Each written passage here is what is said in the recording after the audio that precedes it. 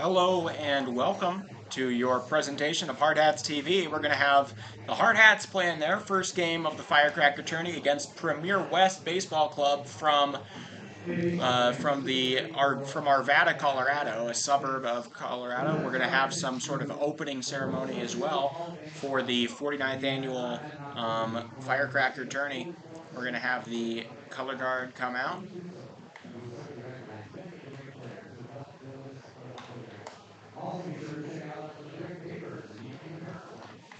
Plenty of you have come out. We have starting lineups and everything. I guess I'll give you the hard hat starting lineup right now. Leading off for the first time this year, I believe, is catcher Philip Bentz. Yep, that's catcher Philip Bentz leading off. Then we've got second baseman Aiden Roberts, now wearing number 10 because Wilson Kiefer is nearly back from his hand breakage. Then right fielder Harry Good will be at the 3 slot. First baseman Alex Dietrich will be taking over the cleanup. He has been on fire lately. He had 2 homers and a grand slam in Pierre this week. Then the third baseman Hayden Hollick will be at the 5 slot. Then the center fielder will be Ridge Inhofer batting 6th. Dom McKnight will be playing short and batting 7th. Then left fielder will be Zeke Farley. He'll be batting 8th. And then the designated hitter, welcome back, Wyatt Reeder. Declan Mickley will be on the mound. So the first 3 for the Hardhats: catcher Philip Bentz, second baseman Aiden Roberts, and right fielder Harry Good. The middle 3: first baseman Alex Dietrich, third baseman Hayden Hollick, and center fielder Ridge Inhofer. Then the bottom 3 are shortstop Dom McKnight, left fielder Zeke Farley, and designated hitter Wyatt Reeder. For the Premier West team, leading off for them is Toby Trujillo, the shortstop, followed by right fielder Dalton Berg. Then third baseman Mateo Rose will be at third. Then center fielder Nate Hutchison will be at the 4. Catcher Noah Carrillo will be batting 5th. The pitcher and hitter Kenji Bray will be batting 6th. The second baseman Max Trujillo, possible relation to Toby Trujillo, at the 7 hole. Then the 8th batter is the first baseman Brennan Gunter. And then the final one, the 9-hole hitter, is left fielder Brock Lopez with Kenji Bray on the mound. So the first 3 for Premier West: shortstop Toby Trujillo, right fielder Dalton Berg, and third baseman Mateo Rouse. Then the next 3: center fielder Nate Hutchison, catcher Noah Carrillo, pitcher Kenji Bray. And then the bottom 3 will be second baseman Max Trujillo, first baseman Brennan Gunter, and left fielder Brock Lopez with Kenji Bray on the mound. So those are your lineups today. I'm expecting a 7 o'clock start here for our game today, though we are going to do some sort of color guard ceremony, so who knows. If you've missed and this is the first game you're tuning into, I'll give you the results from the rest of the games today. To start off the day at 11:30, we had Rocky Mountain. The Rocky Mountain Lobos won 8-2 in 7 innings against Missoula. Then Missoula played their second game against the now 19-3 Pueblo Azteca. Azteca won 8-0. Then Next Level Baseball from Asheville, North Carolina played against Papillion from Papillion, Nebraska. And they won 11, and Next Level Baseball won it 11-0 in 6. And now here we are. If you're wondering which teams we're going to play and whatnot, so tomorrow Hardhats will play Papillion. They'll play Papillion at 4:30. Papillion lost 11-0 earlier today. Then they'll play Rocky Mountain. Rocky Mountain won 8-2 over Missoula. We also won over Missoula. So they should be kind of a hard team. We then play Missoula with the fireworks and everything at 7 p.m. on Sunday night. You don't want to miss that. And then we play Next Level as our final game of pool play on Monday. If you're Premier West and you're tuning in, Premier West has their doubleheader day tomorrow at 11:30 a.m. They'll play that Next Level baseball team from North Carolina that's really good. They're going to play them at 11:30 a.m. And then they get to play against 0-2 Missoula after that at the 2 p.m. slot. So make sure that you're there for that if you're Premier West. So that should be all good. other than that, I don't have much else to say. It's a great night here. All the storms have more or less passed, and it's beautiful, bright, everything. So you haven't heard the lineup. You weren't here. Let me plug in real quick and take this out. I mean, if you're finishing up, I can.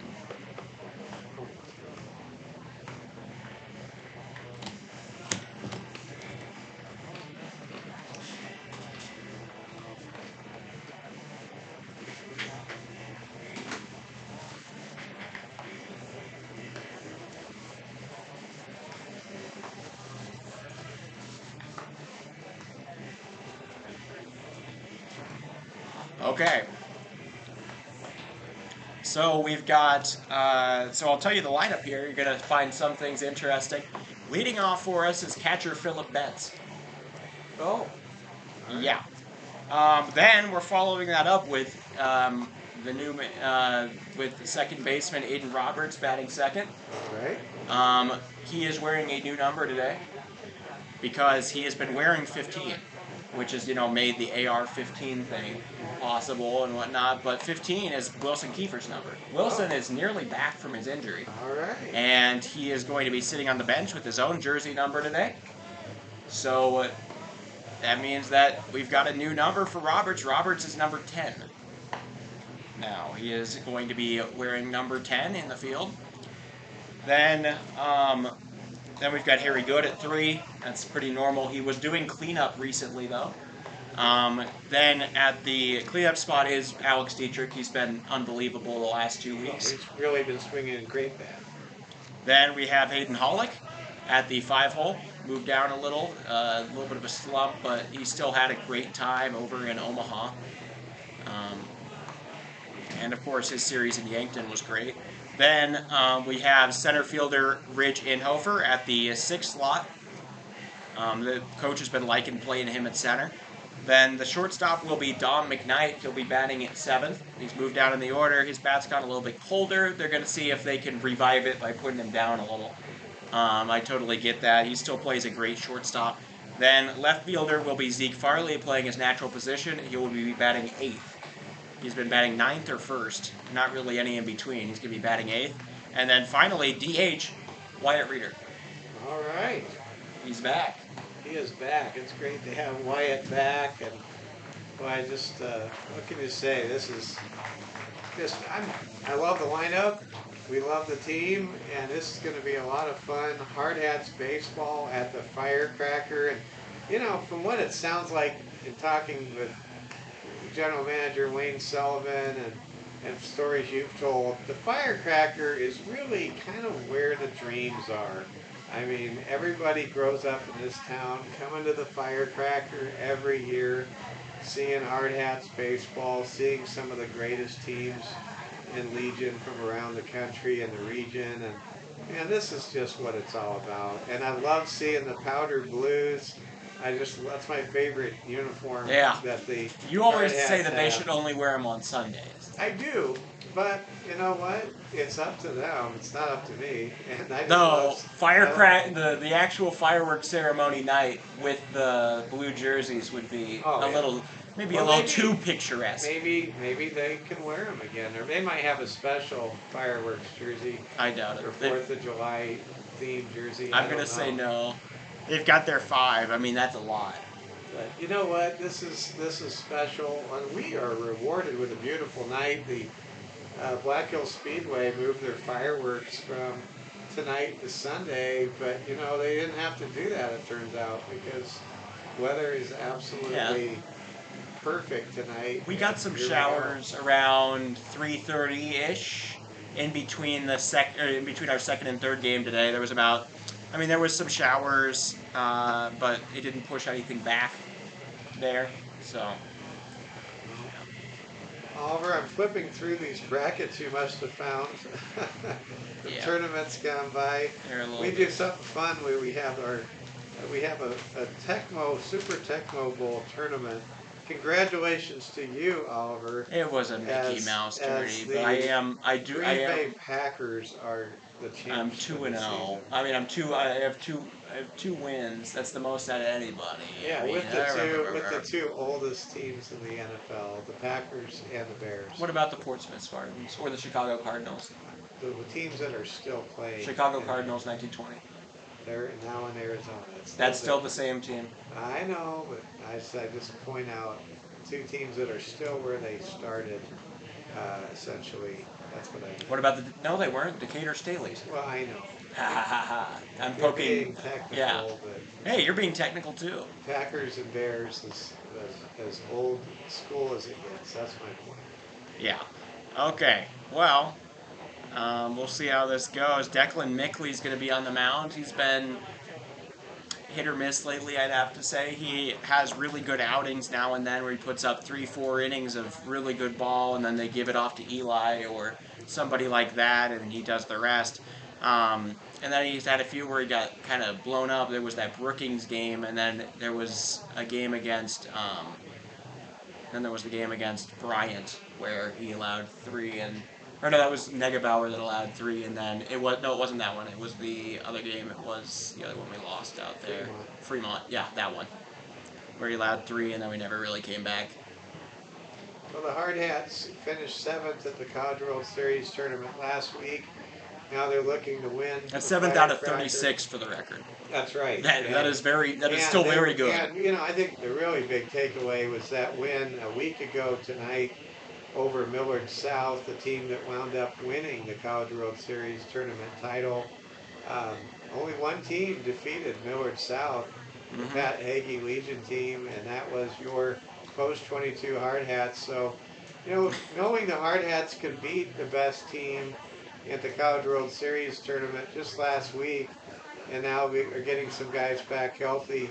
This Hardhats team has an opportunity to win the Firecracker tournament, and it's going to be a lot of fun. You got to win the games that you have to win, that you're supposed to win. And if there's one lesson to be learned about last week, it is you got to take care of business against the Fremonts of the world and the Bryant, Arkansas of the world. Yeah. Neither of those teams finished higher than the Hardhats did in the final. Well, the thing about Bryant, they went 3-3. They were a little bit below us, but they're a team we play every year out there apparently, and they're more or less always a tough beat. Fremont was just a really bad piece of timing. They had one pitcher that could stop us, one pitcher that was going to the next level, and Brant Phillips gave us 5 2/3 no hit. And as soon as he came off, we scored 2 and nearly came back. Yeah, and it's going to be a lot of fun tonight. Here we go. The managers are exchanging their lineups, and what do we know about the Premier team? Well, they're 13-10. Of course, they're in Arvada, Colorado, which is an extension of the Denver metro area. A metro area of which you are very familiar. Yes, I'm from Aurora. I'm from the other side of the metro area. I'm from the southeast. Arvada is northwest, I want to say. Yeah, I think it is northwest. So they're from towards Westminster, and Golden, and Boulder. Yeah, so I'm on the opposite side, but I know people out there. There's a very familiar name in this. Rose is a very familiar name. I need to ask somebody because that might be somebody that like my mom works with, that is that their kid or like nephew or something is out here. So that's a very rare name too. Yeah.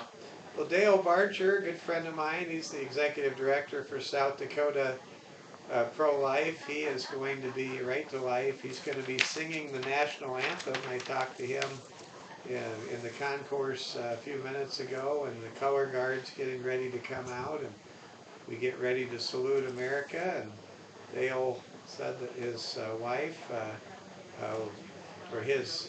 Kelvin Torby's wife, Tanya, works in Dale's office, and it's pretty neat to see Dale come out and sing the national anthem. Dale's been a good friend of mine since I moved here a few years ago, and I don't hide the fact I'm pro-life, and I appreciate all Dale does. And that's enough politics. All right. It probably is, Oliver. It probably is. There we go. Let's get to the. I mean, I'm waiting for the national anthem and whatnot, but yeah, they're gonna be wearing. We're gonna be all set. We see three different colors of umpire overwear. We saw, of course, the light blue. That's pretty common. Oh, yeah. And we have the black overwear today for the bottom one, and then we had a light yellow, which I haven't seen before. Light yellow. Light yellow umpires for the game that we just had between the next level baseball team and Papillion. All right.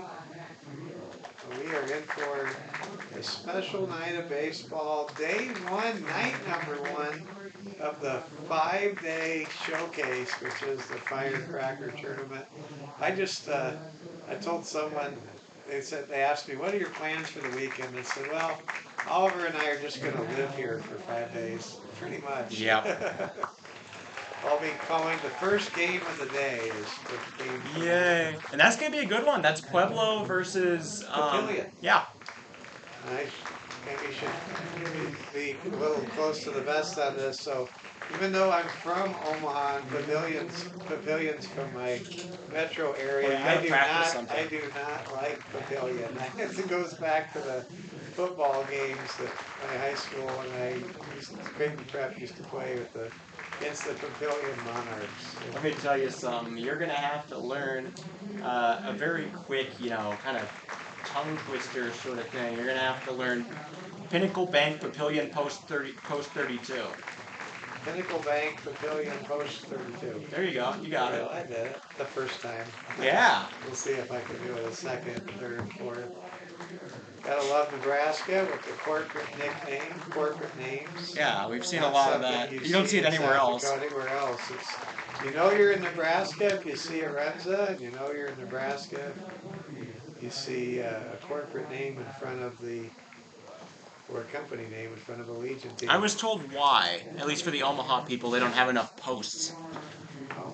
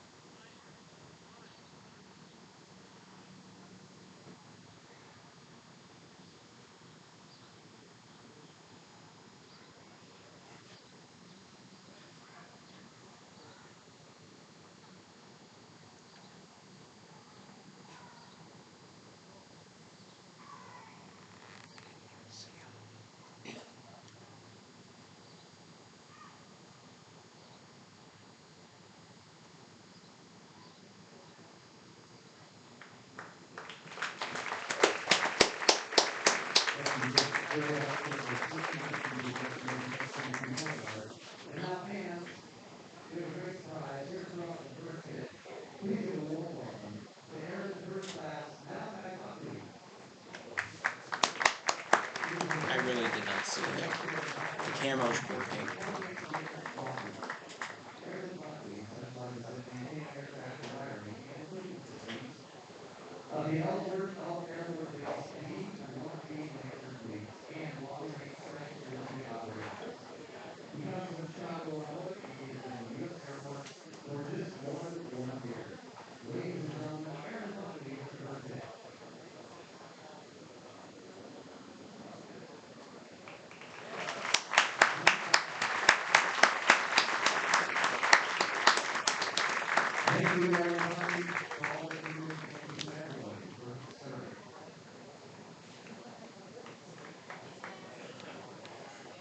All right, we got a good all of Hardhats shaking hands with our troop over there. I gotta say, I was absolutely faked out by the camo. He was standing over there while the color guard was out there, and I saw him, and he was. I only saw him when they walked behind him, and they disappeared. Yeah. Well, he is. He does. You know, camouflage works. Yeah, It just blends in. clearly. It just does. Here come the Hardhats. They're racing onto the field in their powder blues. Hardhats, 31-19 on the season, 7th place out of 36 teams at the Omaha, Nebraska College World Series tournament last week, and your Hardhats ready to go. Pride of St. Thomas More. Declan Mickley on the mound to start the Firecracker tournament, and with the call for the opener for the Hardhats at the 2023 American Legion Post-22 Firecracker Tournament here on Hardhats TV. Here's Oliver Fell. All right, we're getting set. Mickley's going to start off the Hardhats. They're, of course, the home team. They will be alternating. Which most people are like, oh, okay, so they're home. We have not been a home team in 2 weeks. We have gone to Fargo, we have been to Yankton, we have been to Omaha, we have been to Pierre. We have not been to Rapid City. It's great to be back in the friendly confines of Fitzgerald Stadium, and yeah, the Hardhats. I mean, This is the last game they had in June was on the 12th. It has been a long time. In fact, officially, it was still spring the last time the boys of summer were here. So, this has been a while. It even goes.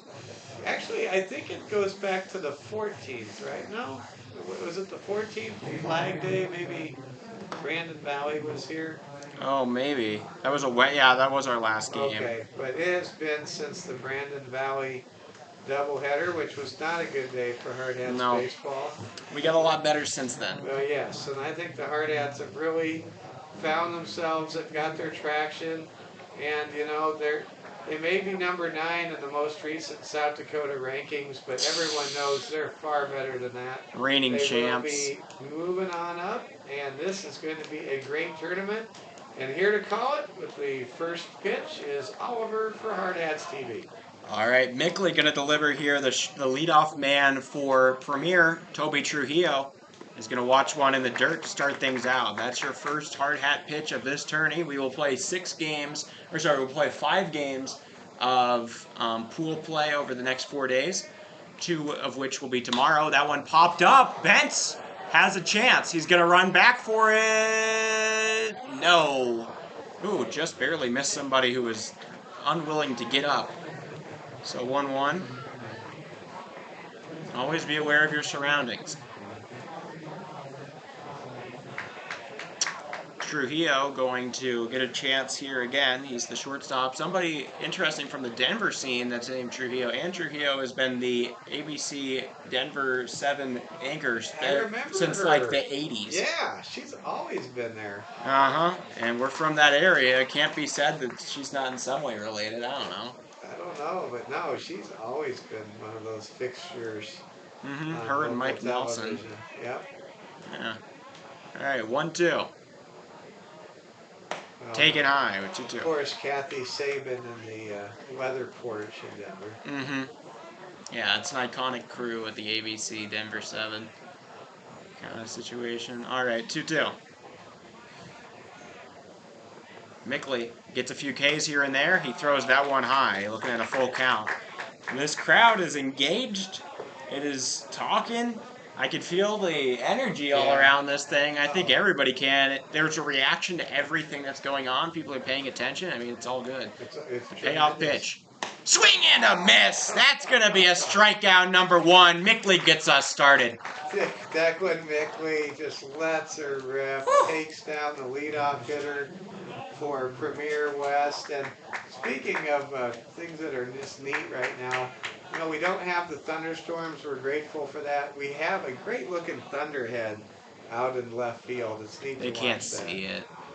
Well, I guess the fans can. Yeah. If they're here. It'll hopefully pass over the mountain, but it's off to the side of your frame, unfortunately. If you were from our corner and you couldn't see behind the plate, that'd be different. That's true. 1-0. At the strike, I personally like our view because I get to see the dinosaur in left field from Dinosaur Park. You can't see that from your angle, but you can see, the pitch as it comes and how. Anyways, you could also see right field, which you can't see from here. So, you win some, you lose some. 2-1. You don't have a dinosaur, and you can see the whole field. I mean, if you're a fan of the San Diego Padres, you lose a lot every day. That just happened again. That one is nubbed over to the second baseman, Roberts. Ooh, it gets through. So, a little bit of a strange one-legged jump there. Throw to first a little bit low, and Dietrich unable to handle it, so that'll be an error. Allow the man on first. I think that's an error on Roberts. I think it would be an error on the first base. Okay, you think it'd be on Dietrich? Yeah, I think so. Because the ball just was right there at his feet. That's one of very few. It was on target, but... yeah, it's like probably his 5th or 6th of the year, and he has like 300 putouts. That's not a strike. A little bit off. One What a out. big contingent of fans that have made the trip from the Denver area for Well, it's not that bad. Premier West. I There made are the a trip from lot. the There Denver are area twice this year. a lot of fans here to Hopped away.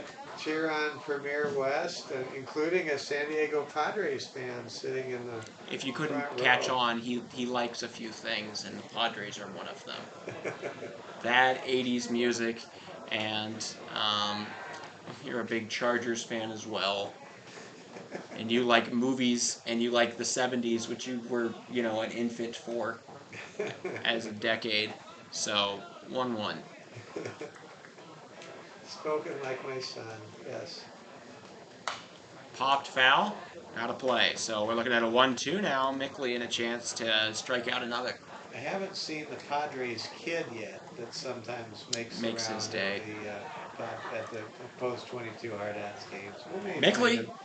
serious shot there. Gave a genuine chance to pick off the man. This is Mateo Rose. 1-2. Ooh! Ball on just a little off the plate. That was close. That was close. The crowd really wanted that strike three right there. 2-2. Popped foul, out of play. So we keep on going. Bunch of youngsters chasing after the foul balls, as is the tradition here at Fitzgerald Stadium. Where were they during Missoula versus Pueblo? We had a lot of foul balls that are still sitting out in the grass somewhere. They might have been home playing games in the back. Swing and a miss, strike 3. So a stolen base successful, but Declan Mickley gets a second K. Man moves to second. That is Berg. And we're up to 2 outs. Might have been at the swimming pool today. I don't know. So Mickley gets a second strikeout. That brings up the cleanup man, center fielder Nate Hutchison. Hutchison, a slender, tall righty, getting ready against Mickley.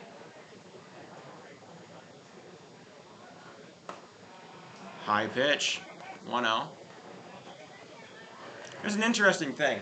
I've noticed that the Hardhats have a lot of diversity in their handedness in the pitching staff. You got River, Declan, and Lee, all lefties, and then you got like Palmer, Eli, and Lighty are all righties.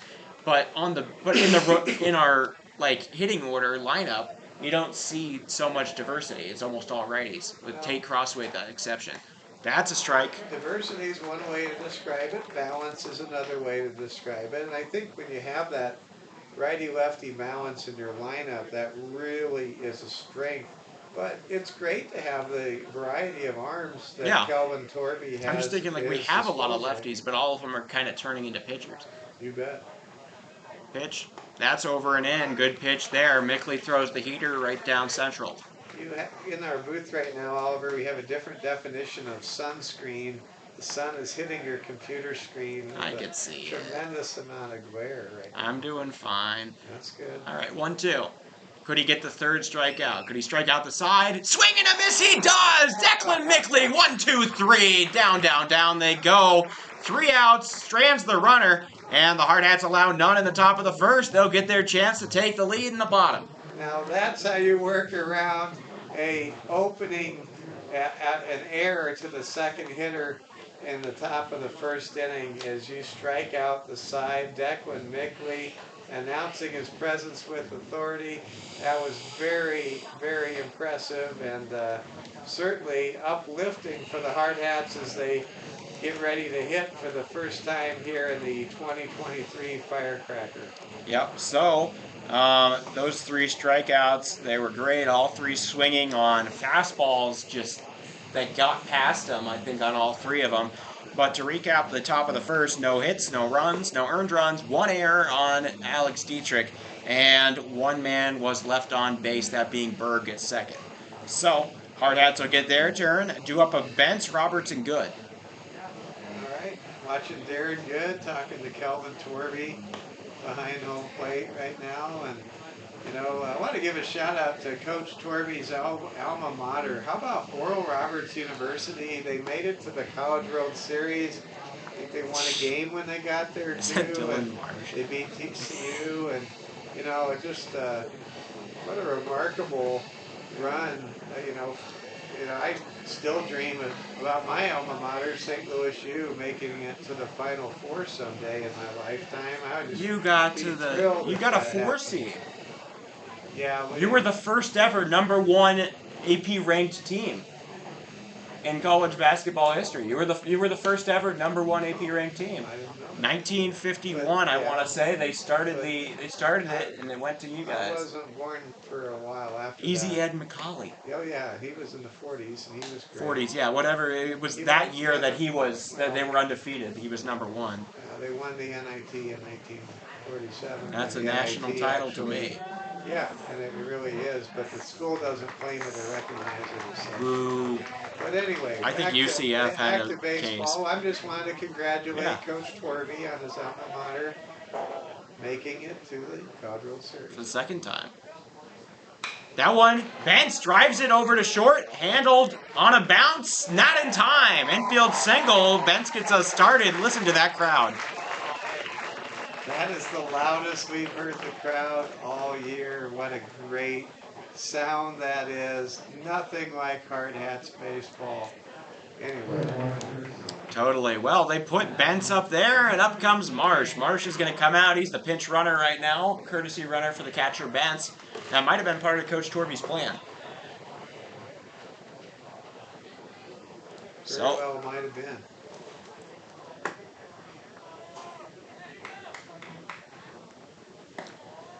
Taking strike, edge of the plate. This being pitched here is Kenji Bray. I don't recognize Bray. Kenji, of course, of Japanese origin as a name.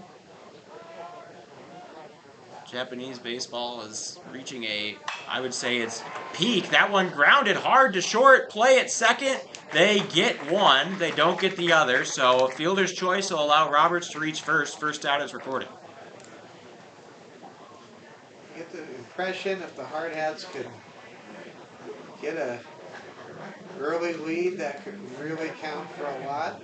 You know, when you have two teams that are unfamiliar with each other, it's really hard to size up your opponent. You're really almost better off just playing your game. It's the way to approach it. Hardhats would love to get an early advantage. Totally. Well, okay, one out here. Harry Good now up. He's been batting pretty well recently. He leads the team in batting average. The man who's actually creeping up on him is on first. Aiden Roberts, I believe, carries a .348 batting average. Good is at .364. Harrison Good's been tremendous this season. That's not a strike, a little bit off, so 2-0.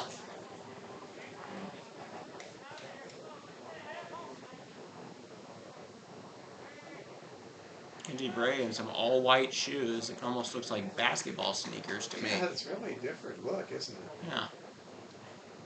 Or Converse or something like that. I mean, I guess I'd see it on like a soccer field, They but almost look like tennis shoes. yeah, right. But they aren't. It's just that the cleats are the spikes are white and the whole thing is white, and you can't see any texture to any of it. It's definitely different. Yeah. All right, 3-0.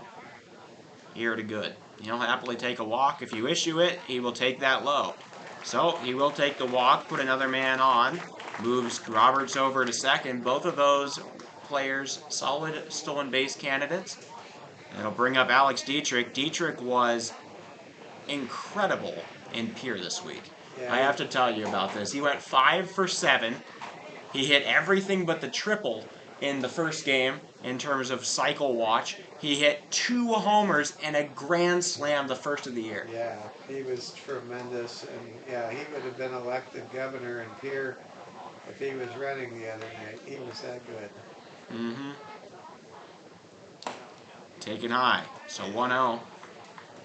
He also got a walk in that 5 for 7. He brought in like a measly 7 or so runs with 4 runs of his own. I mean, it was tiny stuff. All right, 1-0 here to Dietrich. Taken low. 2-0 now.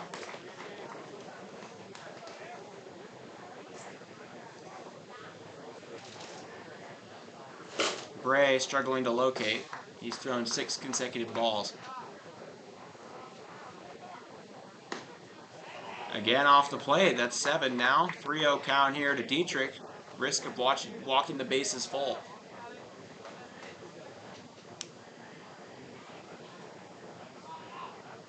Kenji gets the signal. He does have some sun in his eyes right now as that canopy looks at him.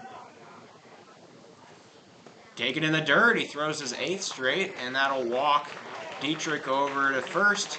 Everybody moves a base. Base is loaded. 1 out here in the bottom of the first.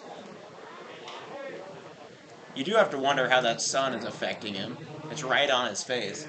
On the other hand, the shadow between the top of the pitcher's mound and home plate, you would believe, would be a disadvantage to the hitter, as the ball will go from sun to shade back to sun. Not if they just know not to swing at all. Well, If they're just waiting on the guy to throw a strike, and they're not going to swing at all.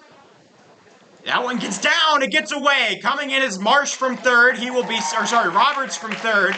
And that'll be the go-ahead run. Listen, I mean, the crowd is going insane here. That is just crazy for the first run of the game. A lot of whistles, a lot of hooting, the whole deal.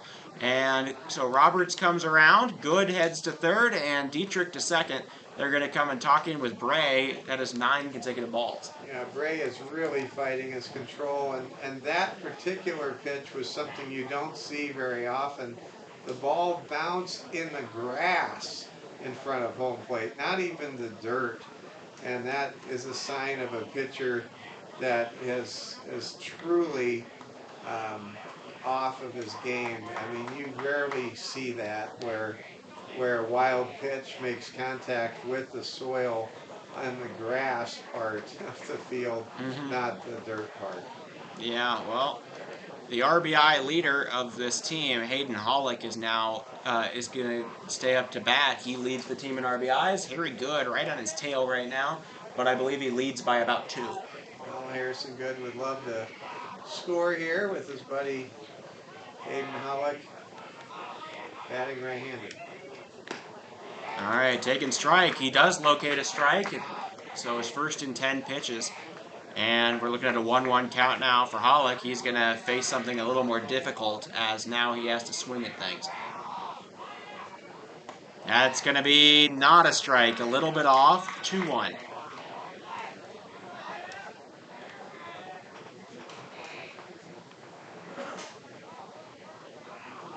Second and third. That's taken high. 3-1. Hollick taking a lot of borderline calls right now.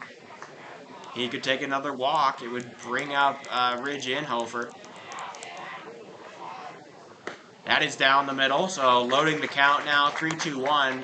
2 men in scoring position. This is usually where Hollick comes through. Hayden's just been so clutch this year. Here we go. All right, Bray, the payoff. Swing and a miss!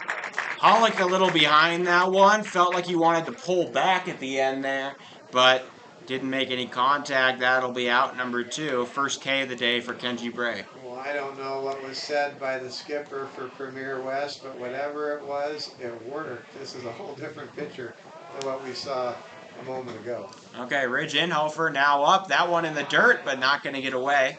Handled well by the catcher, Noah Carrillo. So first pitch is a ball.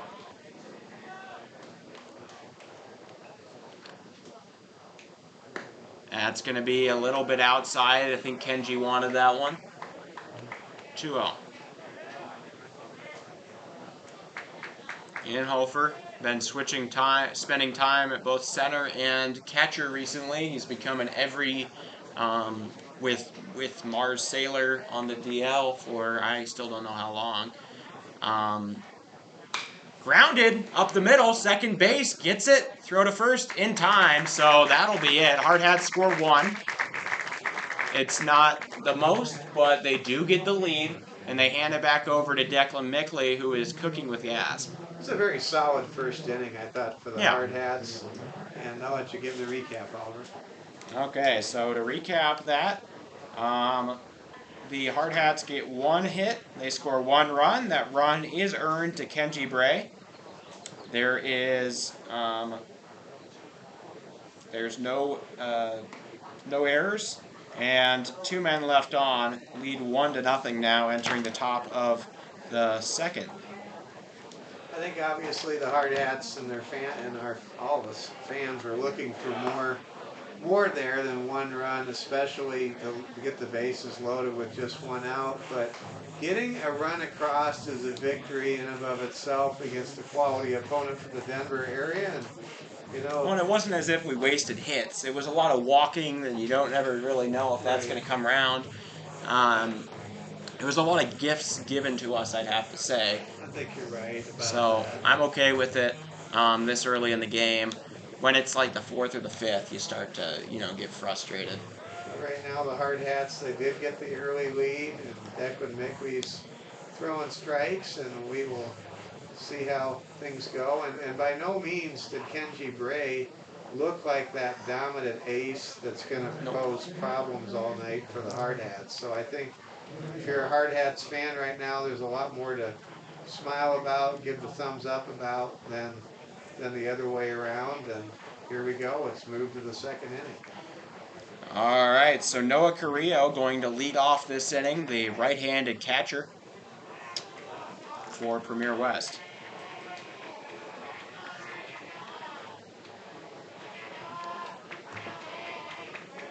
So Noah getting some support from his bench.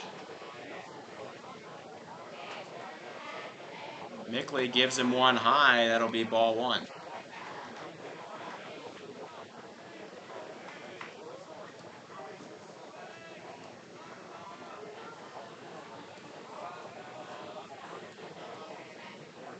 Grounded. Ooh. Lined sharply, to the bullpen over there, or the dugout. Going and hitting the fence of the dugout before ever finding the ground. But hey, we've got a fence for a reason. 1-1. Fouled off around the handle area on that one, an inside ball fouled, so 1-2.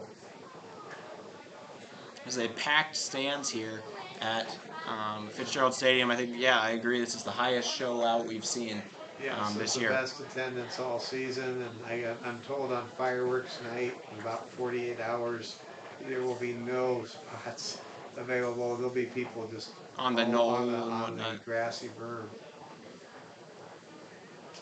I'd say grassy knoll, but that's synonymous with an event in U.S. history that. Ooh, take it inside. People don't like to talk about much. You like to talk about it. Hey, Igor, we're living it. Yeah. We're loving things. It is Friday. You're going to have a great weekend here. We have 10 games on tap this weekend. A lot of games. Dawn till dusk kind of thing. That's a strike. So, fourth strikeout on 4 outs. Declan Mickley is just mowing down Premier West players. Yeah, right now Declan really has it going. 4 Ks to start this ball game. Every out coming by way of the strikeouts so far. Now he gets to face the pitcher, Kenji Bray. That's a strike. Through the tire, swinging in. That'll be 0-1 now. It's just great to see a left-handed pitcher as young as Declan just a freshman. Operating so well, efficiently too. On the ground. That one wasn't in the grass, but close. So 1-1.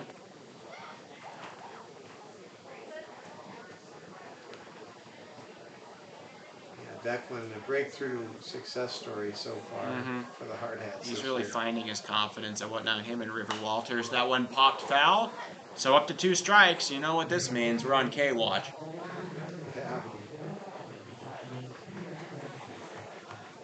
want to congratulate Domingo Herman for his perfect game for the New York Yankees. I'm not going to. I am. He's not a good guy. Perfect games are very special in this game we call baseball. On the ground, 2-2. Even if it's against the Oakland A's, of 2023. Still counts. The Arkansas Rough Riders could beat that team in a series. 2-2. Swing and a miss. There he goes. Number 5. Wow, 5 up, 5 strikeouts right now. Declan Mickley just letting his entire infield and outfield just have the night off, it appears. Yeah, really. So, Now, some people would say this is very undemocratic or totalitarian. I love it. I This would is call good it stuff. utilitarian. When you can make those, Well, you go do it. Totalitarian as in like one person doing a lot. Okay. 1-0. Taken low, so we're looking at 2-0 now. Max Trujillo up to bat. Possibly I'm just going to say possibly because I'm not 100% certain, a relative of Toby Trujillo. Leadoff man, foul ball.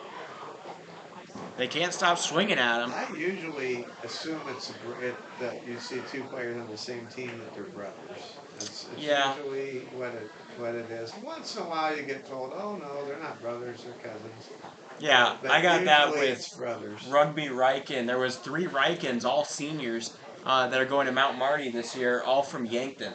Rugby Riken, Drew Riken, and I want to say Ryan Riken. So were they triplets? No, two were brothers. One was a cousin. Okay.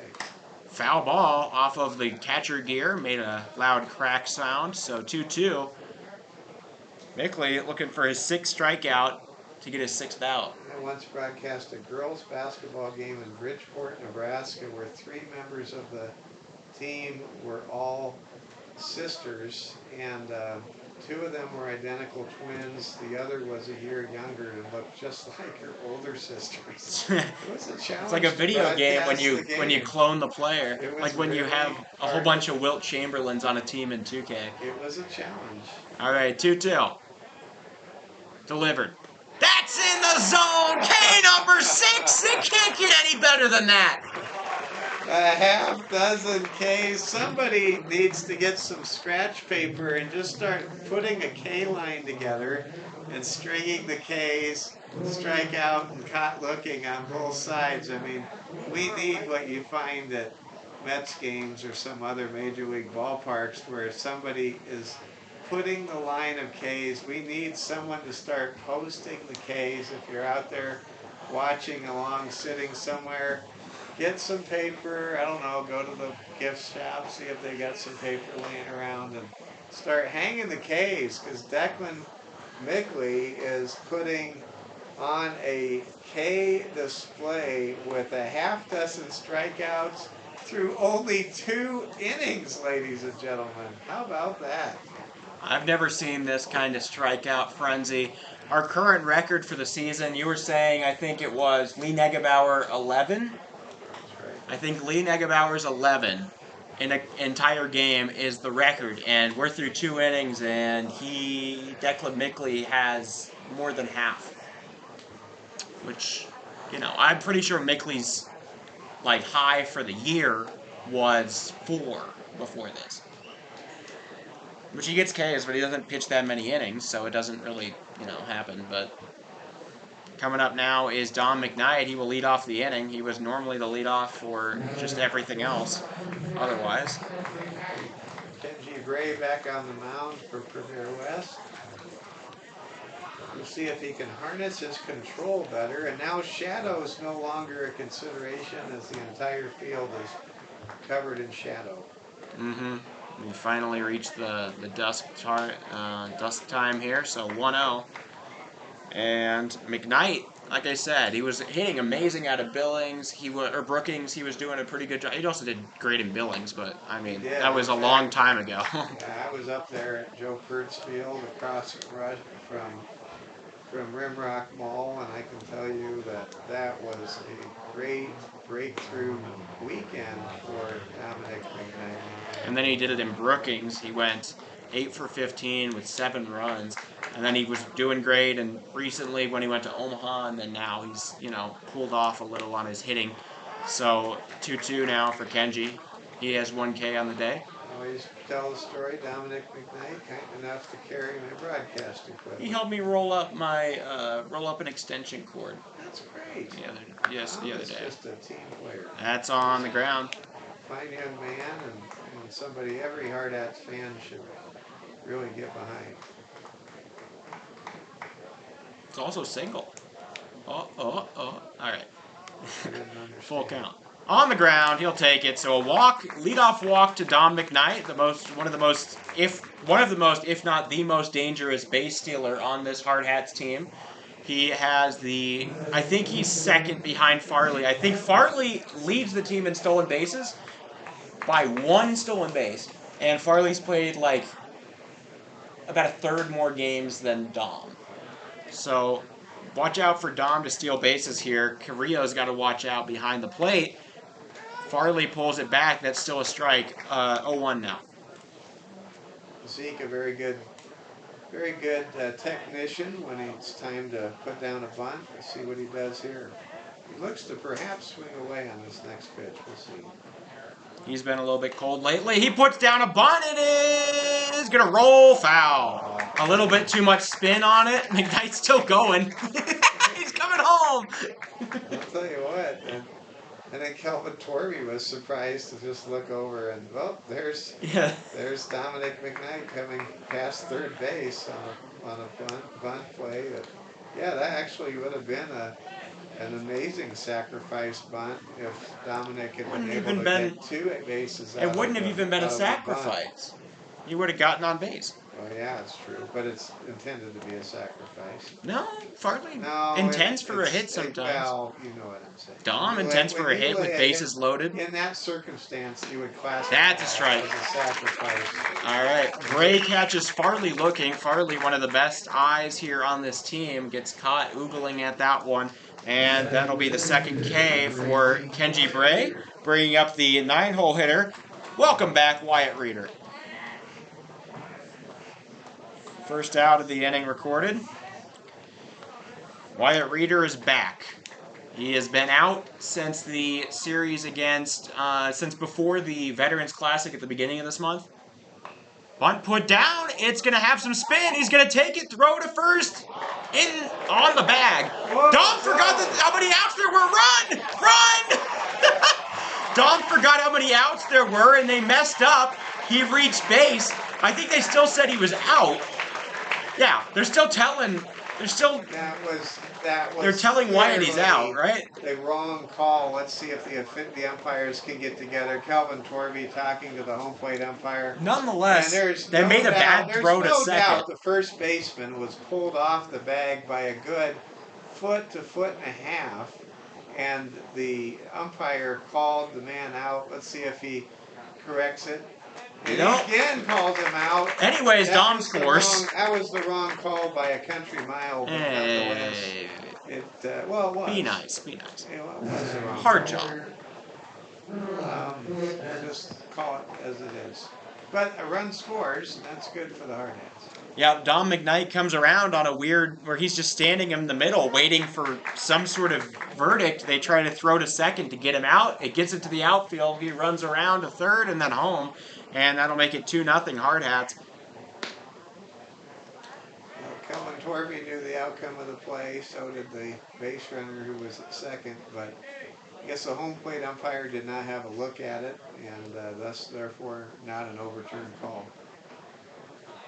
There's a wild pitch that would have sent the base runner with 1 out from second to third. Instead, count is just 2-1 with 2 outs. We got to get past this.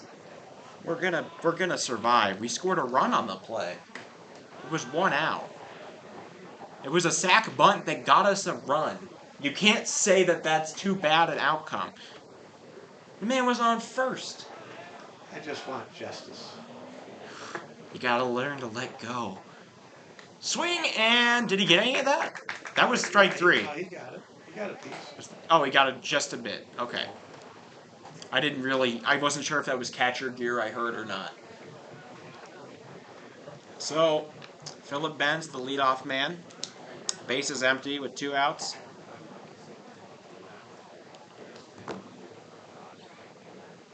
Fouled it off. Bent's really good at fighting off balls. He works until he gets to the... He always gets it to a full count or something like that. He's able to turn an 0-2 into a 4-2 pretty quick.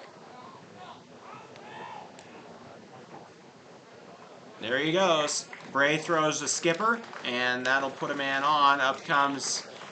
Bentz just has to touch the plate, and up comes Marsh. So, Bentz does his job. He gets on board. Now Dylan Marsh is on the base paths to run for him. What a story Aiden Roberts has been this year, breaking through, going back to the, I think it was the Cheyenne series. Yeah, 3 weeks ago. And he has just been a revelation, getting called up from the Expos and just playing lights out and filling a very key role as injuries have played a toll this season. Oh, gets away. And Marsh headed for second. He will be told to stay there. So, he gets to second on the wild pitch. Oh, Kenji drops the ball on the throwback. Nothing coming, but Marsh heads over to second. Put a man in scoring position for Roberts. Roberts, last time up, he reached on a fielder's choice when he got Marsh out at second. Low pitch, ball 2. Hardhats, with 6 strikeouts from starting pitcher Declan Mickley and a whole bunch of base traffic, it feels like the Hardhats should be up by far more than just a 2-0 count. Marsh is headed, and the runner call might have startled Bray. He was halfway through the pitch, he spiked it, and now it's 3-0 with the man on third. Stolen base successful by Dylan Marsh. Dylan got a tremendous jump on that stolen base attempt at third base. And you know, you really need a good jump when you're trying to steal third. That's a very difficult base to steal.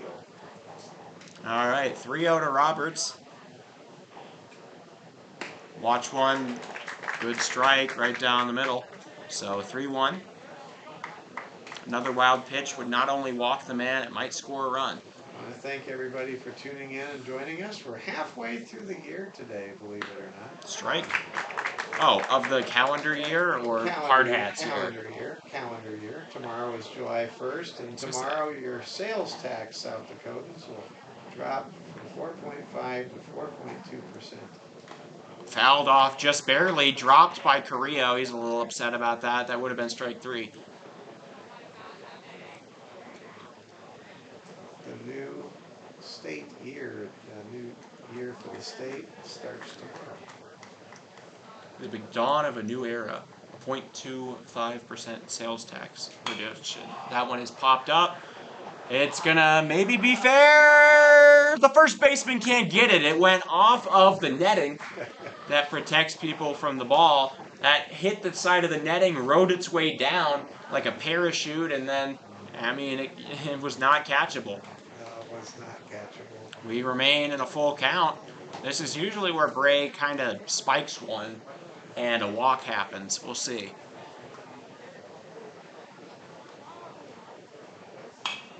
Pop up, that's also not going to be playable. Same exact spot, just a little bit further foul. So, there we go. This is probably, I know this is at least pitch 9, or pitch 8. It might be pitch 9 of the at-bat. You know, those are the great grinder at-bats that you're looking for if you're Kelton Torvey and this Hardhats team. He swings on one, pokes it into left. That'll be a single. Bring home Dylan Marsh. And on 2 outs, the Hardhats able to conjure something up. They come all the way around with Philip Bentz's walk, and that'll make it 3-0. Boy, that was a great call right there, Oliver. That was a nice poke. That's exactly what that stroke was for the Hardhats. And now that 3-0 lead, seemingly commiserate with how this game has gone to this point of the ball game. Really impressive job right there. Oh, Harry Good got a 4-pitch walk his last time up. There's his first swing of the day. He fouls one off. 0-1. I think that might be Palmer Jacobs in the back there. He might be trying. I heard Palmer Jacobs did a perfect sit in the game against Millard West, which was he never stood up. He stayed in the dugout. He stayed in the dugout and just sat on the bench. There he goes. Roberts easy steal. He took a slide. He had no clue the ball wasn't even out of the catcher's mitt. Again, the Hardhats just getting tremendous jumps off of Kenji Bray, and why not? We haven't seen Kenji successfully throw back to first or do anything. He did to one hold check these back. runners. That was all. He just is not holding runners. In the dirt, because Carrillo keeps it in front of him. The direct opposite of the starting pitcher for the Billings Royals back in early May, who threw more throws back to first than he did pitches in the first 3 innings. Oh my gosh. And he was good at those pickoff moves too. That one is smashed into the gap. The center fielder makes the play. Coming around to score is Roberts. Good will stay at first. Another RBI single. 2 runs now on 2 outs here in the bottom of the second, and the Hardhats get another. Very good. Great response from the huge crowd we have, and it's still more people coming in all the time. This is just Hardhats baseball at its best. They are playing great. I'm seeing Darren Good put his hands together here. He's pumped up, and let's see if Alex Dietrich can keep that hot swing going. Yeah, Dietrich's been on fire lately. He took a walk to start out this game. That one right down the middle, he'll take it. So 0-1. Dietrich known to crowd the plate at times. He also is one of the higher hit by pitches guys on this team, which is probably, there's a reason. The Hardhats are just doing a great job of putting together. There it is. There it is. They throw back to first at long last. But the Hardhats are just putting together so many professional at-bats, and it's really making a difference. Good. Lead off. That's no, not a strike. I thought it was. So 1-1. I don't hear any, grumbling, so I don't know if I probably just was wrong. 1-1.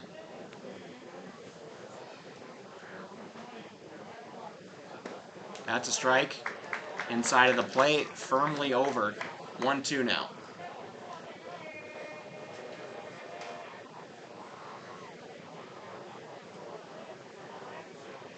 A group of young men in... Oh, these are the Missoula Mavericks. I was going to say in streetwear, that one is popped foul. Watch out, Mavericks. I was going to say a whole bunch of young men in streetwear just came over, and then I see one of them in a Mavericks hoodie, and I'm like, yeah, okay. I knew this was a team. I didn't know which one. So the Mavericks are here to watch. They'll play us on the Firecracker, festivity night on Sunday night, when we'll have the show. May very well be the largest crowd the Missoula Mavericks play in front of this year. That's a low blow, but it's true. That's a strikeout there from Bray. That'll end the inning. Hardhats put up 2 more runs while they're down to their final out. And after 2 innings, they lead 4-0.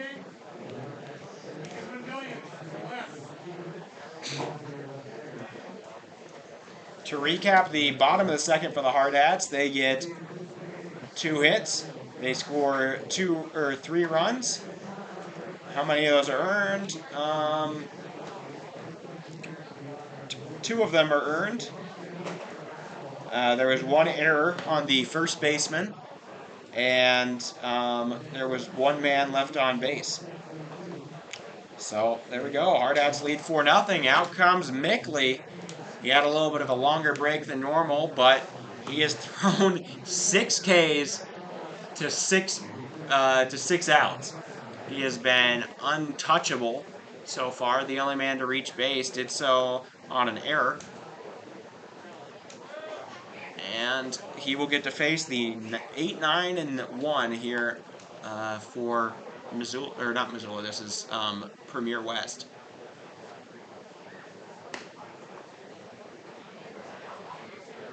How about that? I just saw Roberts do a great dig out of the ground there on a bench throw. So a lefty entering. I believe this is the first lefty we've seen. This is Brennan Gunter. Or perhaps bring Gunther. We keep Gunther in Germany. Yeah. I don't know if it's a U with 2 I's. Or It doesn't have the dots in front of it. umlaut. Oh, is that what it is? It's called an umlaut. I Yes. did not know that. There you go. Shout out to Harvey Rainwater for that one. Okay. All right, 0-1.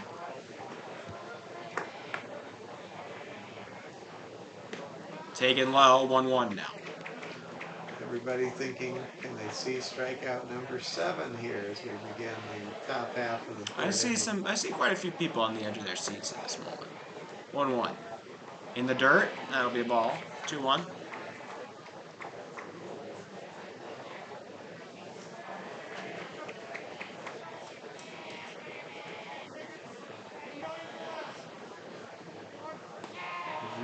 So looking at a 3-1 now. Mickley has been here before. He was able to get out of it. It's usually a foul ball right about now, so we'll see.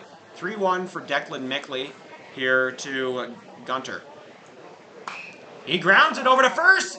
Dietrich dives. Get over there, Declan. No! That'll be an infield single. I think if perhaps Dietrich had just made a beeline straight to the bag, Maybe. he had a better chance to But record the out. that's not his job, you know? Well, He's supposed to have the somebody to job cover is the to bag. record the out, no matter how you do it. I suppose. But nonetheless, it's, leadoff man is aboard here in the third. All right, ruled a single, infield single there by Gunter to start out the inning. So 1-0 now. I once saw the legendary Gunther Gable, the ultimate lion tamer, at the Wrigley Brothers Barnum and Bailey Circus back at the Omaha Civic Auditorium in the 1970s. Awesome, yeah. And that's a strike. So 1-1 now. This is to the left fielder Brock Lopez, not to be confused with Brooke Lopez, three-time NBA All-Star with the New York Knicks, or with the Brooklyn Nets, I mean, and the NBA champion with the Milwaukee Bucks. Brooke Lopez is identical twin brother Robin, but you wouldn't ever believe it because they just wear their hair so differently. 1-2. Mickley. Swing and a miss. There's number 7. Foul tip. That'll do it. Wow, 7 Ks. Every single out that has been recorded through 2 1/3 has been by way of a strikeout, with Declan Mickley getting it done and pitching a shutout to this point, not surprisingly. Yep. So now up comes Toby Trujillo. He'll take a ball for the first pitch. So 1-0. Trujillo was the first strikeout victim here today. We'll see if he can be the 8th. I doubt he was thinking he was going to be number 8 when he came back around. That's a strike right down the middle. It's great to see the Hardhats in their powder blue home uniforms. It's great to see the Hardhats back, as you said earlier, Oliver, on their home field after such a long set of road trip miles, and it's great to have the Hardhats home for the next 5 days. And then they get to go off to Minnesota. And they go to somewhere else, too. I think it's Sioux Falls. That's not a strike, a little bit in. So 3-1.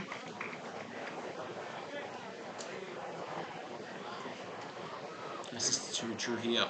My good friend Steve Ammerman, the South Dakota Sportscaster of the Year, told me a story that the Post 320 team is going to the Gopher Classic in Minnesota, and a local businessman went ahead and bought tickets for all of the stars to go see the Minnesota Twins there in Minnesota. Nice. That's a swing and a miss. Full count now. He was really hanging at that one. Trujillo wanted all of it. You and I got a chance to see the Padres and the Twins back in May. Fantastic time. Fouled off. Trujillo makes contact this time on the third strike thrown. Yeah, it was an amazing experience all the way around. Loved Target Field. You loved Minneapolis. I did. You thought you would hate it. Yeah, I'll be candid. I came in with low expectations, and my expectations were completely exceeded. Breaking ball outside, ball 4. So the first walk issued by Mickley. Now 1 out here, 2 men on in the top of the third. I even got to see the Mary Tyler Moore Nick at Night statue in downtown Minneapolis. We just happened to walk right past Mary Tyler Moore as she was throwing her hat into the air. It was a real timing thing.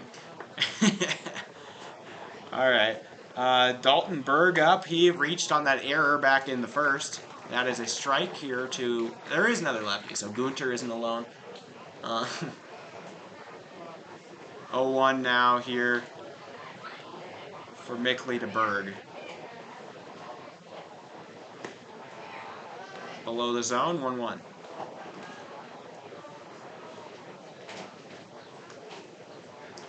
Coach for Premier West, really intense right now. He does not like something he's seeing from the hitter at the plate, or he is not liking something he's seeing from the umpire. I can't tell. I'll be honest, if 7 of my guys go down swinging in the first 9, in like their first 10 batters, I would also likewise be a little upset. Makes sense. Yeah. 1-1. Mickley, that's in and out of the glove of Dietrich. Going for second is the runner. Dietrich throws, not in time. Backed up by Roberts. So an error on the pitcher will advance the man. Now 2 men in scoring position with 1 out. I think that error was on Dietrich. Okay. He should have handled that throw. Is it going to be even ruled an error? It has to be. It does not have to be. Sometimes those throws to first do not draw an error, actually. Okay, well, this one didn't, I guess. And scorer hasn't done anything about it. So, therefore, it's not an error. All right, 1-1. Just merely a play that could have been made. Ooh, right off the number. He's going to sprint out there. How about that? Berg takes his base with enthusiasm after getting hit in the back. When somebody gets hit and they sprint that hard, they're hurting. That's their way of like trying to say that they're not hurting. It's almost like when someone says, "Oh, it's not about the money," and it's about the money. There's a pretty good chance that that young man at first base is feeling it right now. Yeah, just got to keep on moving. So, Mateo Rose now up. Rose. Pitch. Strike. Right down the middle. 0-1. Mickley now suddenly looking at a far different situation than he was having in those first 2. Now with bases loaded, he might even surrender a run. We might have 2 more Ks coming. That one is skied into right. Good underneath it. He has a cannon. He's going to throw home. It's good, such a good throw. Betts gets it. He's out. What a die. Oh, what? Wow. Out. Yes. That's an out. Very good. Guns down the runner. Gunter at home. He throws it all the way there. Bentz applies the tag. They jump up in celebration in the infield. Him and McKnight. That's out number 3. Nobody scores. That was unbelievable. I was so excited when I realized Premier West was going to do it. They were actually going to test Harrison Good at home plate. There is a conference right now between the umpires, and they are being asked to talk because the ball came out at the end of the tag, but I believe the officials, the umpires, are going to confirm that was the 3rd out at home plate. Question is, it is in fact called an out. So he made a football move.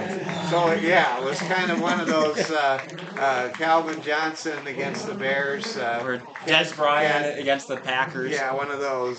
Congratulations to the Hardhats and Declan Mickley.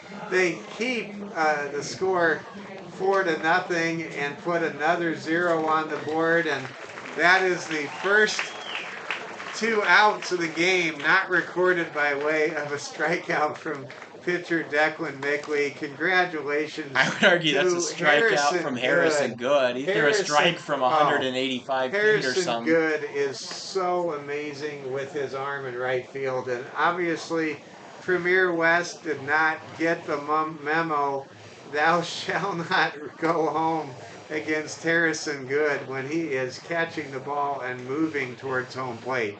Mercy, was that an amazing gun down moment. And give credit to Philip Benz because there was a high hop on that throw, higher than you would usually see. And he climbed the ladder, got the ball, focused on the ball first, and then on making the tag. And it was the tag that was needed to record the out at home plate. And post 22 still leads 4-0, and Declan Mickley has a one-hit shutout intact through 3 with 7 Ks so far. So to recap, the top of the third for Premier West, they got 1 hit, no runs, no earned runs, no errors, 2 men left on base, and that was that. You guys are watching one of the best Hardcat games this year, I'd say. At least I've been enjoying it that much. Hayden Hollick will lead us off. He drives that one foul. It was up the line and hard. It's going to sit over there on the warning track. The left fielder going to go get it? One of the people in the bullpen. Oh, never mind. Who's sprinting in?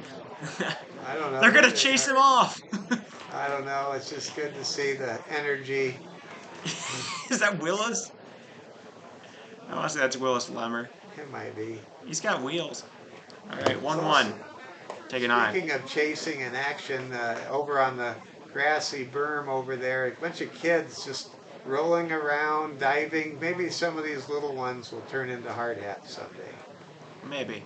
Or maybe they'll just be rolling around and diving as teenagers, because we see those people too. Today's little kids on the grassy hill could turn into cadets and bullets and expos, and someday hardhats. Taken low, so that'll be a leadoff walk, put Hollick aboard, and that'll bring up Ridge Inhofer.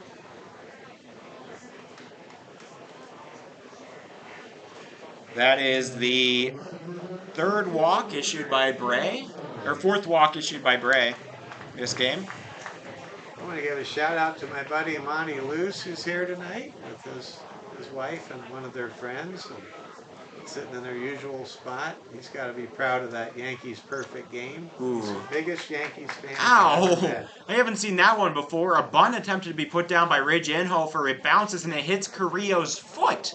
They don't have padding on their feet. No, but it hit his toes and it hurt real bad. So it's good to see Monty Luce out here tonight, and legendary broadcaster and great engineer.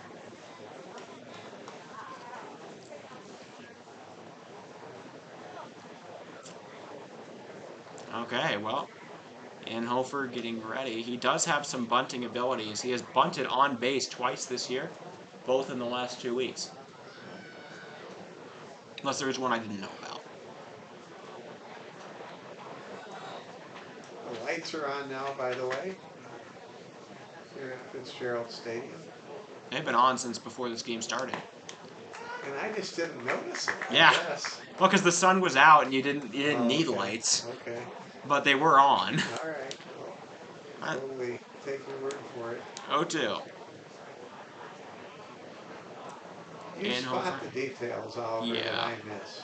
And I miss a lot of details. Take an eye. Okay, 1-2 now for Ridge Inhofer.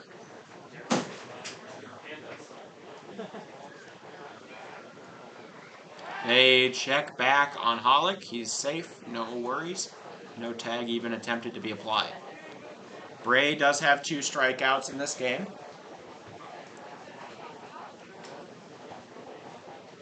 Well, 3 if you count his hitting strikeout.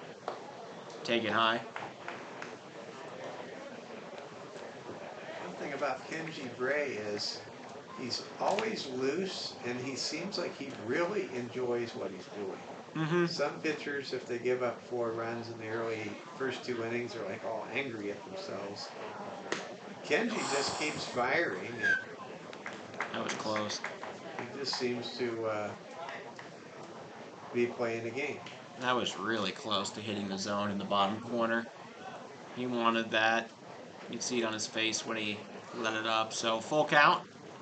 Payoff pitch to Inhofer is now.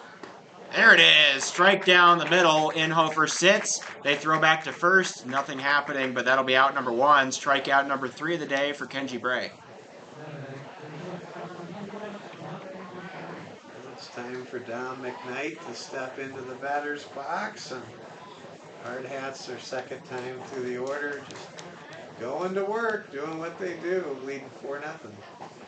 Yep. All right, so Dom McKnight, last time up, he reached on a walk, got all the way around to score on a bad throw to second on a controversial call.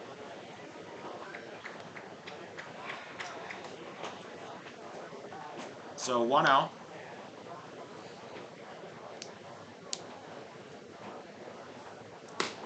Strike 1 given there over the plate. Hard thrown ball there by Kenji Bray.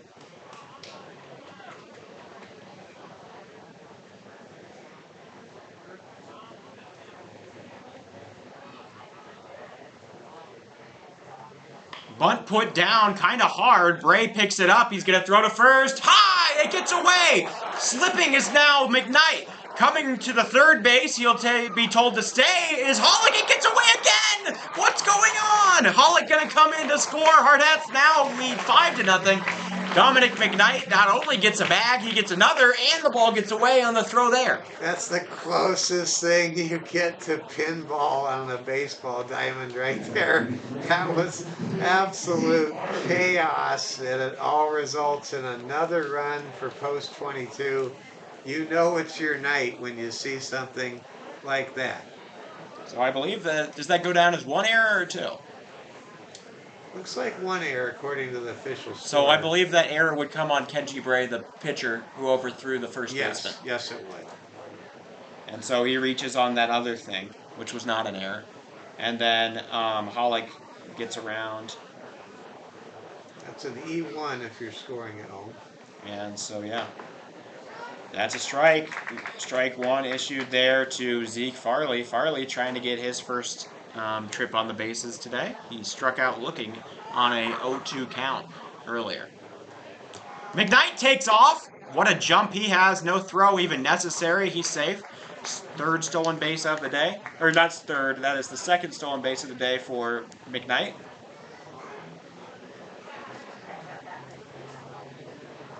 So he reaches third. 1-1 count now. Down and away, make it 2-1. This is just day 1, night number 1 of 5 days of great baseball. We are so blessed in Rapid City to have a tournament like this here.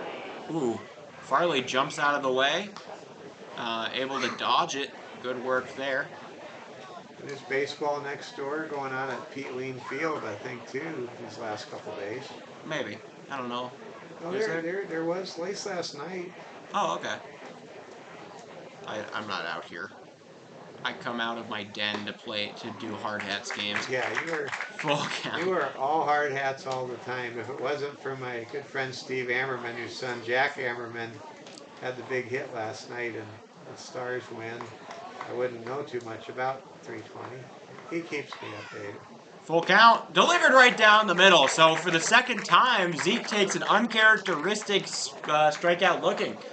He was the leader in the differential between walks and strikeouts maybe 2 weeks ago. I think it has to be Dylan Marsh now.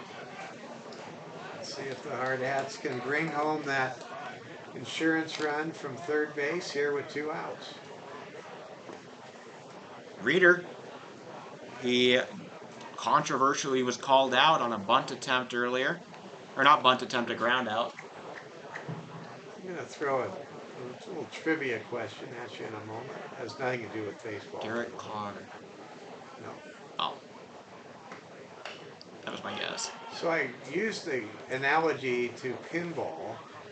What is an illegal maneuver in pinball? Shaking the machine. Close. It's called a tilt. You're not allowed to tilt. I'm not. the I don't think I'm pinball allowed to machine. shake it either. They don't call it a shake. They call it a tilt. My bad. 1-1. Fouled off. You were generationally challenged with that question. You didn't grow up going to an arcade and playing pinball all the time. Nope.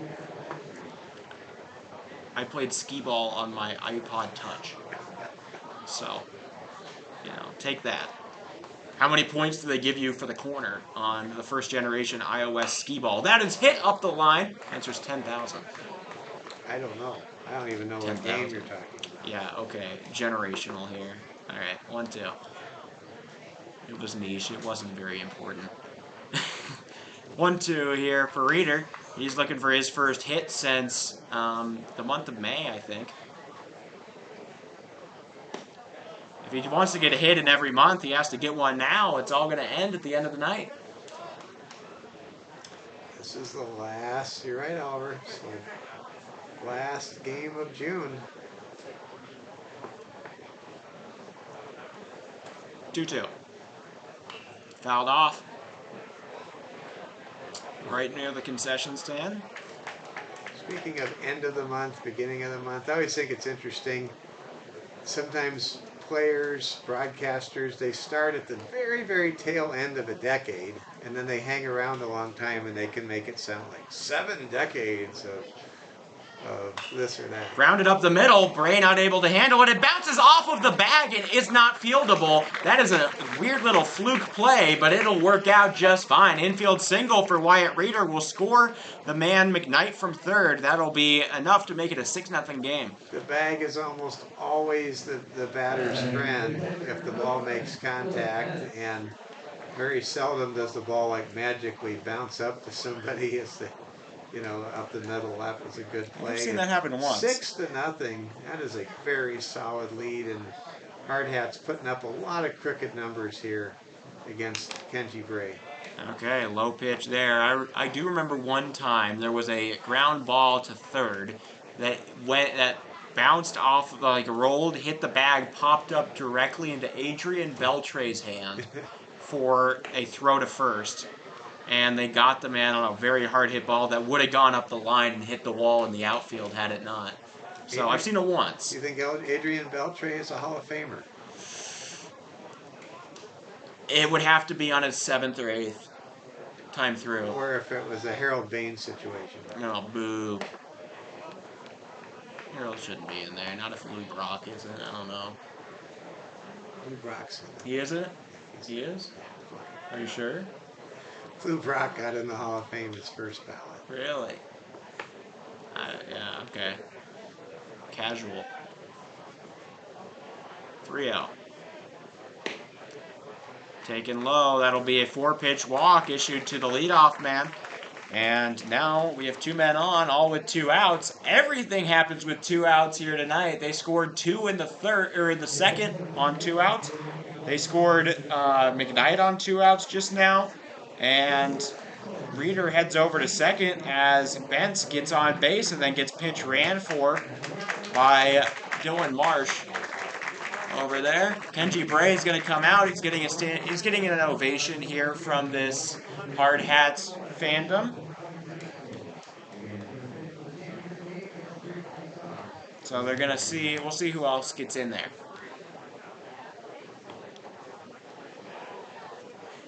I believe it's number 12, Tom Brady. That's what my phone says. Here. Nolan Engel. You love people named Engel. Adam Engel was one of your best outfielders on the Padres this year.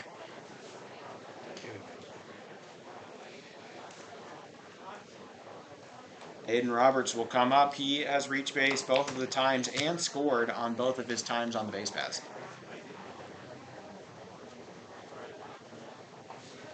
So Kenji Bray goes 2 2/3.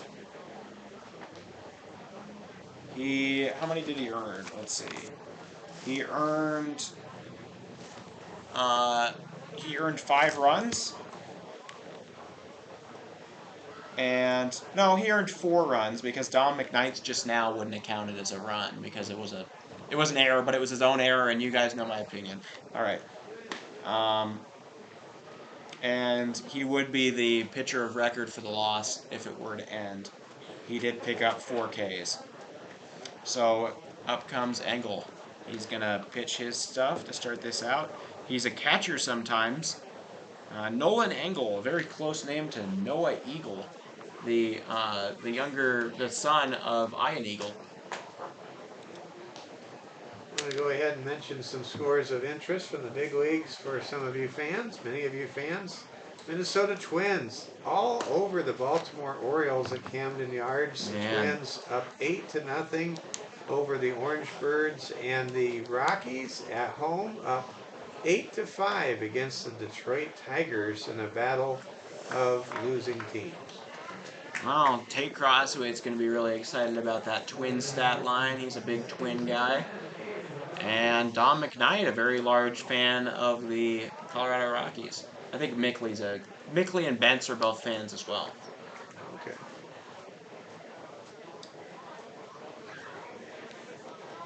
So men on first and second.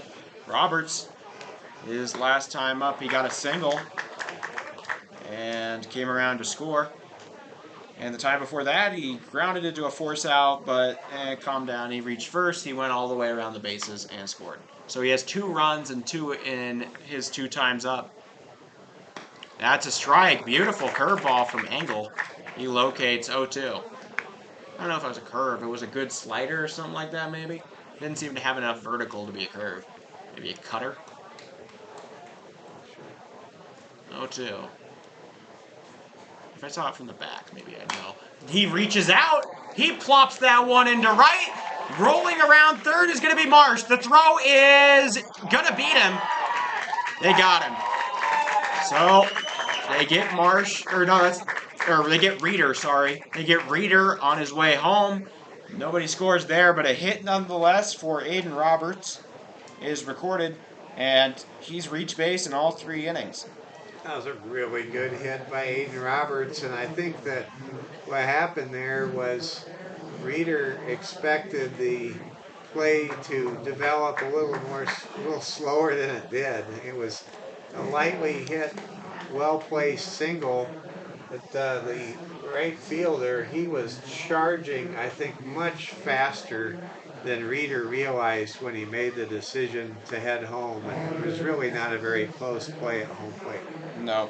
So to recap that inning, there was Declan Mickley is coming back out. I don't know. What are we clapping?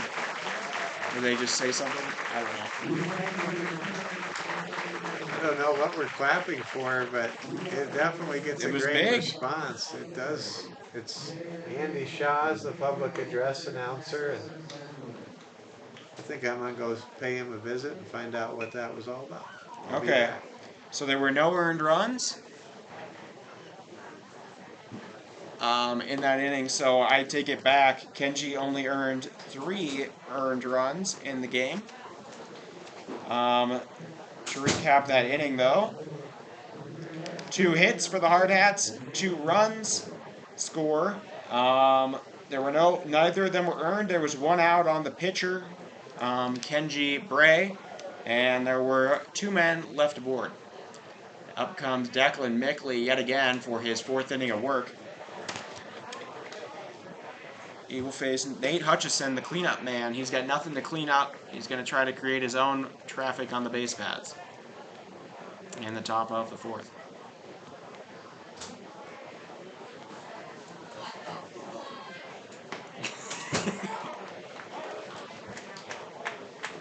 Just found out we were recognizing veterans and active duty military.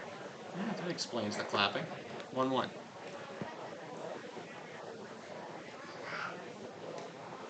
On the ground, bounces off the plate, gets away from Bentz, so 2-1.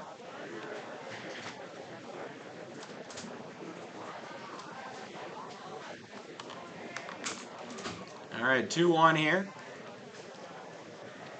Nate Hutchison. He drives that one into deep right. Good goes back and makes the grab. So out number 1 recorded.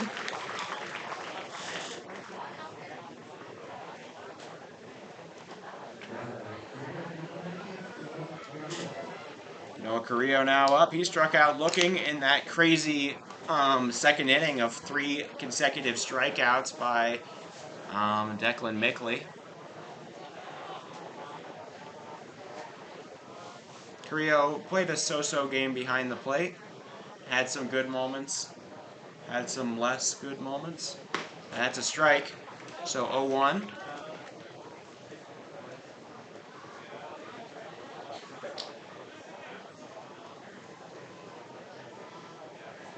Mickley sets up, delivers the 0-1. It is going to be hit hard into center. It'll get down. So a single for Carrillo. He tells the dugout to, come on, hype me up, hype me up. Get the energy going. That's a single. Let's get this thing started. So Carrillo gets on first with a single with 1 out. Now comes up the new hitter. This is Nolan Engel.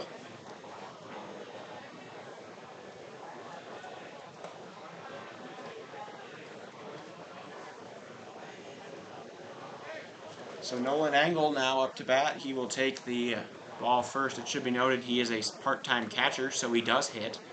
He's not just a normal pitcher. Throw back to first. Almost gets away from Dietrich.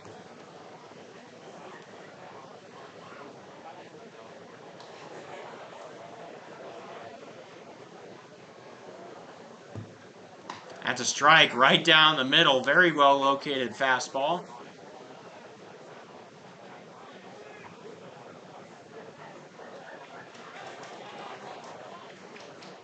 One.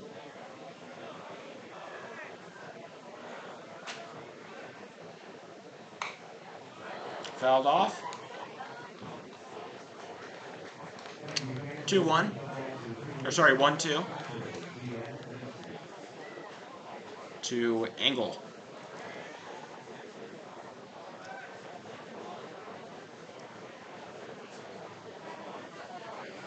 In the dirt, not able to get Engel to bite. 2-2. Mickley has not gotten a K at 3 outs.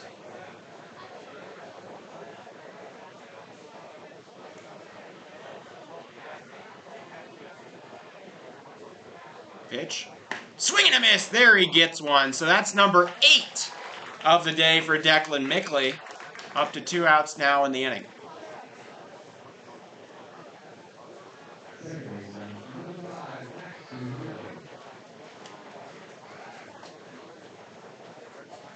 Still got a man on first. Max Trujillo up to bat. He struck out looking to end the second.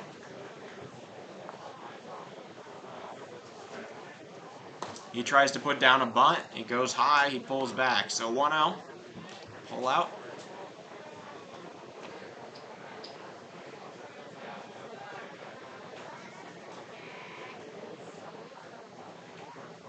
Strike right down Main Street. So 1-1.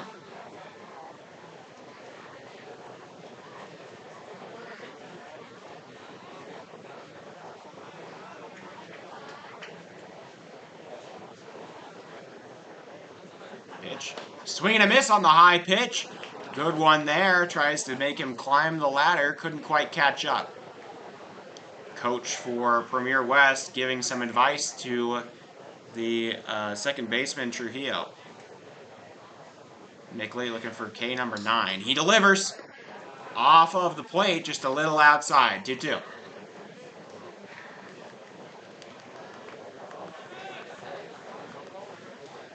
Two now.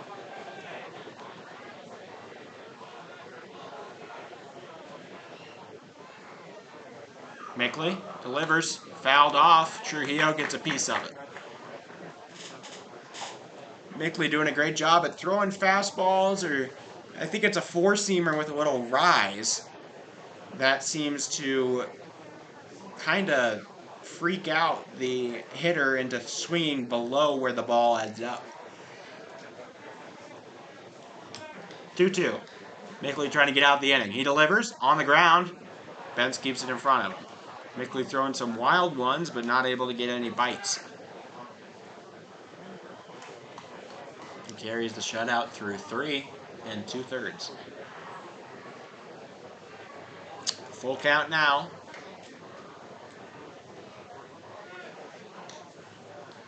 Ignite delivers. The payoff fouled away.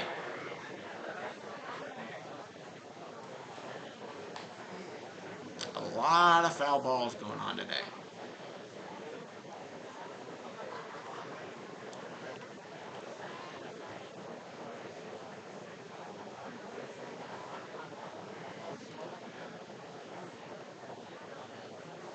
Swing and a foul tip strikeout. Number 9 of the day for Declan Mickley. We're only through 4 innings. How about that? Declan Mickley having the night of his life here in the opening game of the Firecracker for Post 22.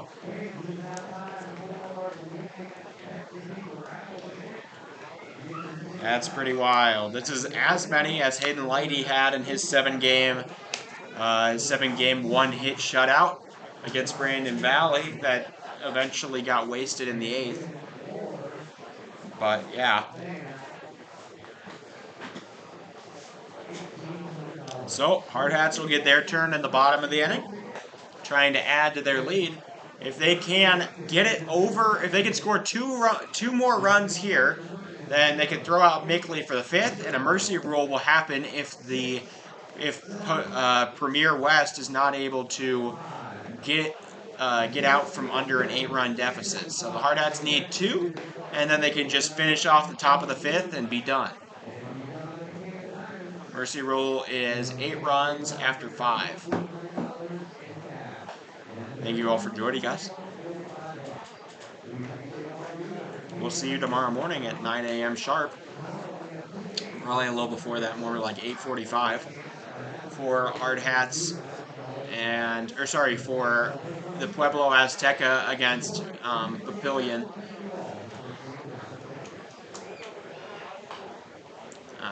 Papillion La Vista Post 32. Oh, how about that? I didn't even notice.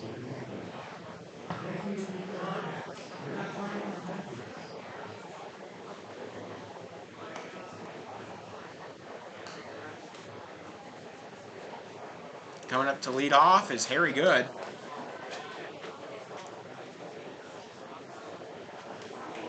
Good is 1 for 1 with a walk on the night. He's done a good job so far. He got an RBI single back in the 2nd and drew a walk, got all the way to 3rd before the end of the 1st. Has yet to get a run, though. He's going to try to be the leadoff man, which would necessitate the run to happen.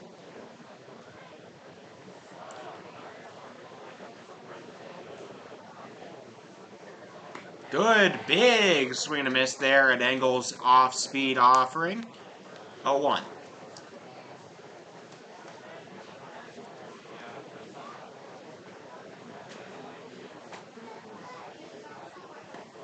He takes one. Engel pops it right in the middle. So Good down in the count, 0-2.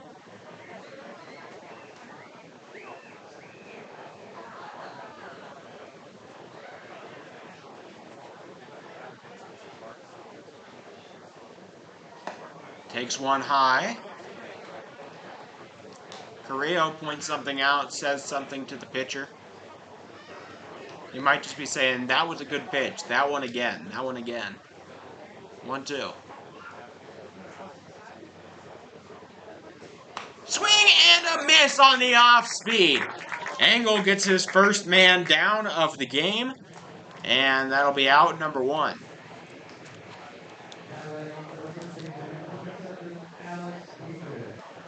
Up comes Dietrich. Dietrich is 0 for 1. He struck out in the 2nd, but he did get a walk back in the 1st on 4 pitches.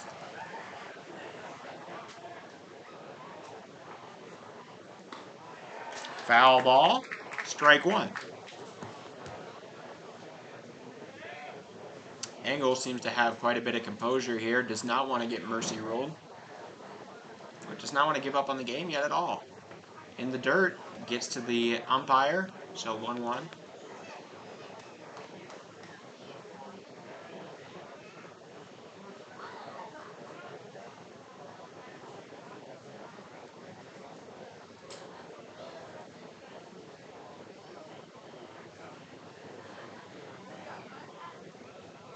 That's a strike. Right down the middle. Dietrich takes it. So 1-2.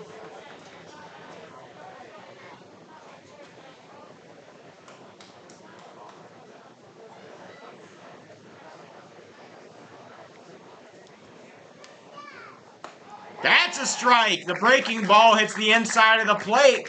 Second in a row for Engel. He punches out the first two.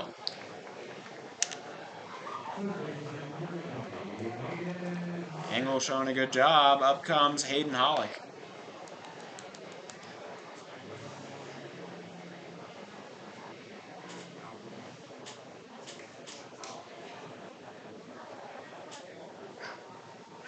Swing and a miss on strike one. Once again, a little bit early to it. That's what everybody's been so far this inning. Strikeout earlier this game, swinging to Kenji Bray from Hayden Hollick. And then he got a walk last inning. He hits that one into shallow right. Caught cleanly. So that'll be out number 3. 1-2-3 inning. Hardhats score none in the bottom of the fifth, or the bottom of the fourth. And we launch at the top of the fifth. Hardhats Mickley gonna come back out and try to keep on stacking onto what he's already had as such a great night. To recap that inning, no hits, no runs, no earned runs, no errors, nobody left on base. It remains 6 to 0. Mickley will face the 8-9-1. That was the order that he faced in a due-up back in the third when he had a little bit of trouble. So got to watch out. The 8-hole man that he's going to hit here is the first baseman Brennan Gunter. He got a single his last time.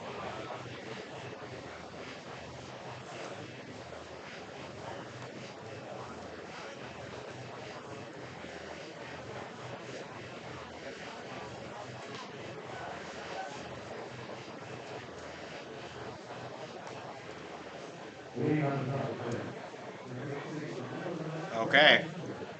Gunter now up.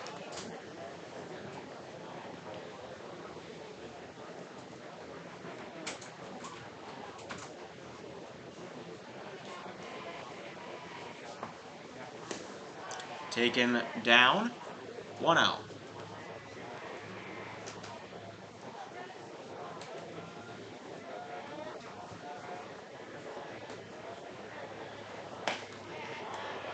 Taken outside and up. 2-0.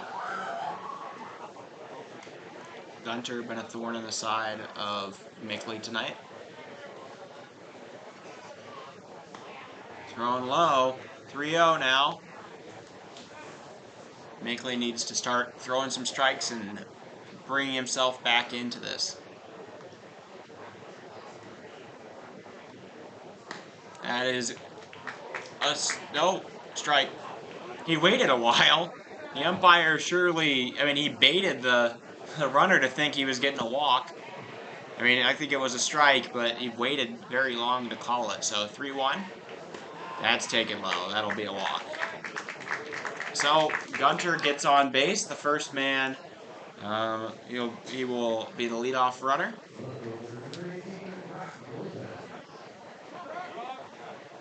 So Brock Lopez, he struck out swinging back in the third.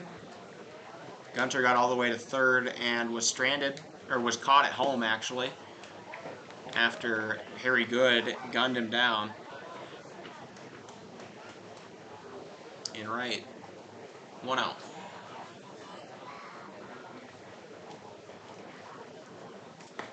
Inside, Mickley maybe finally running out of juice after a bit here. He's throwing more balls than he had before. I see Eli Kelly is going to run out to the bullpen, tell him some of the news. They're warming up out there. I think that's Aaron Roach I see in the bullpen. He relays the message.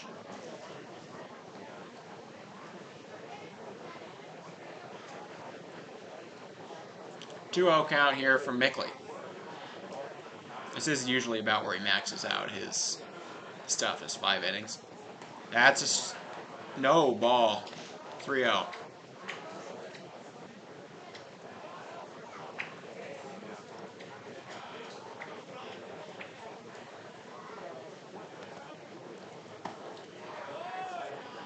Okay, 4-pitch walk from Mickley to start off the inning. He might finally be losing his gusto, and Coach Torvey sees it too.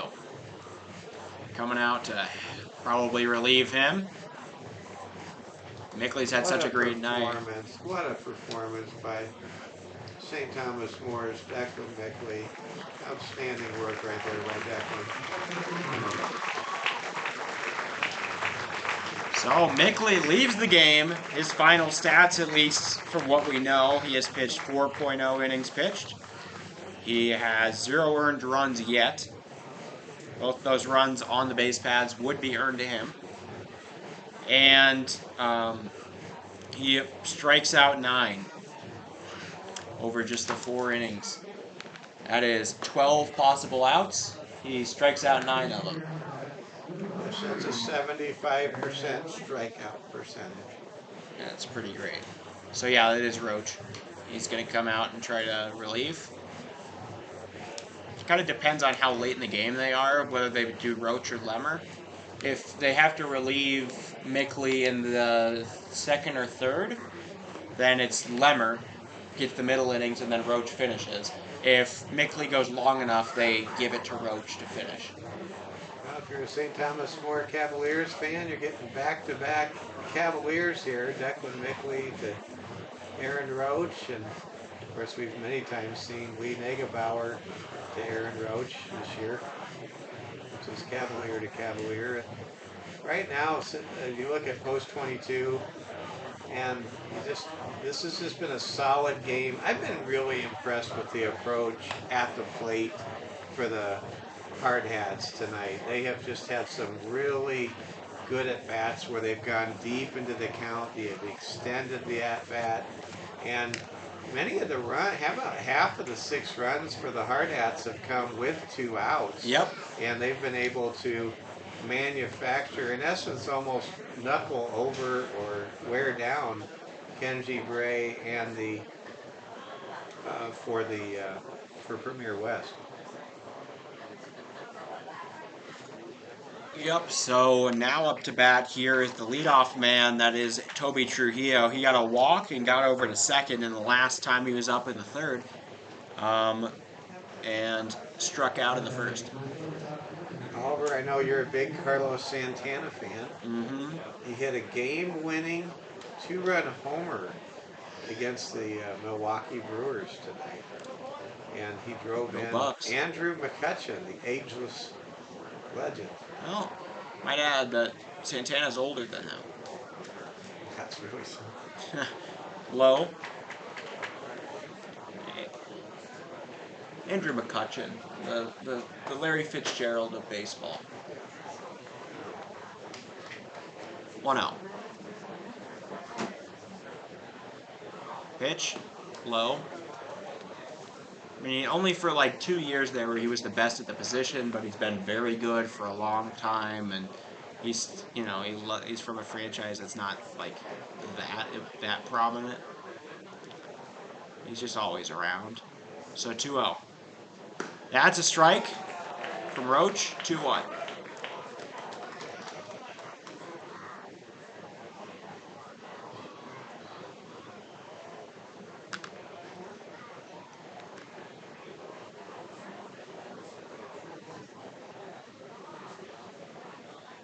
Swing and a miss. Roach gets him. Now looking at a 2-2. Yeah.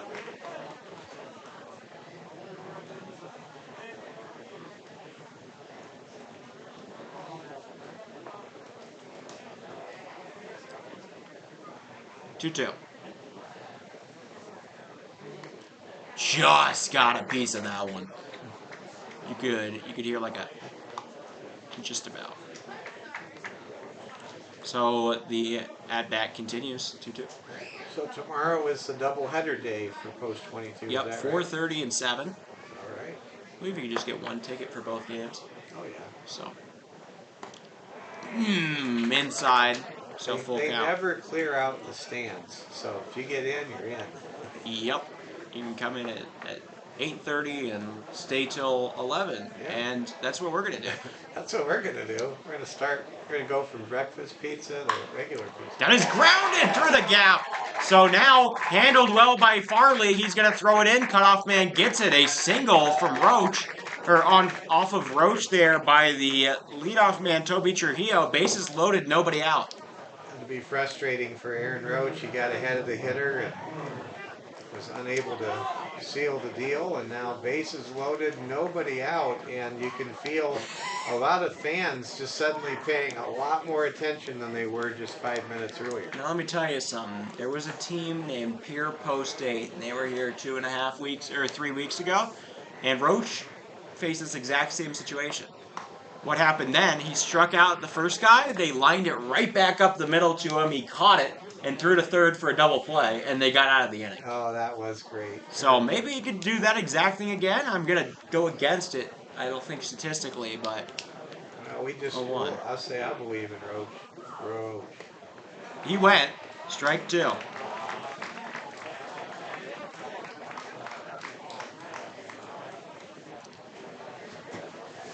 All right, Roach has Dalton Berg on the ropes here at no 2 count. Low. 1-2.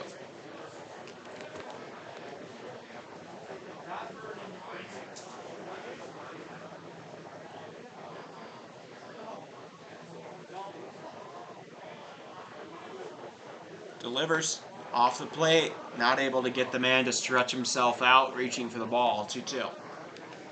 That is one of my favorite things on the video game MLB The Show to do, is a stretch out slider. When you have the same handedness as somebody, and you just make it run away from him. It's lined into the gap. That'll get all the way to the wall. Coming around to score, Gunter, followed by Lopez.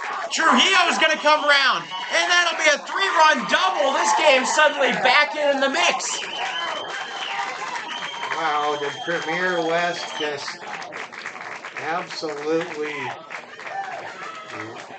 rally here in the top half of the 5th inning, cutting a 6-0 score in half to 6-3, and there are still nobody out. The man is in scoring position, and now we've got ourselves a ball game here in the late innings. Yeah, let me tell you, I was talking about how I thought that there was a mercy rule possibility if the Hardhats scored 2 more and then shut them out in the top of this inning just a little bit ago, and all of a sudden we're looking at a very competitive game. Don't feel guilty. I was about to say the same thing, and I looked at the fact that there was nobody out and there were 2 on, and I'm like, that would be premature. I'm glad I didn't say it. All right, 1-1 to Mateo Rouse.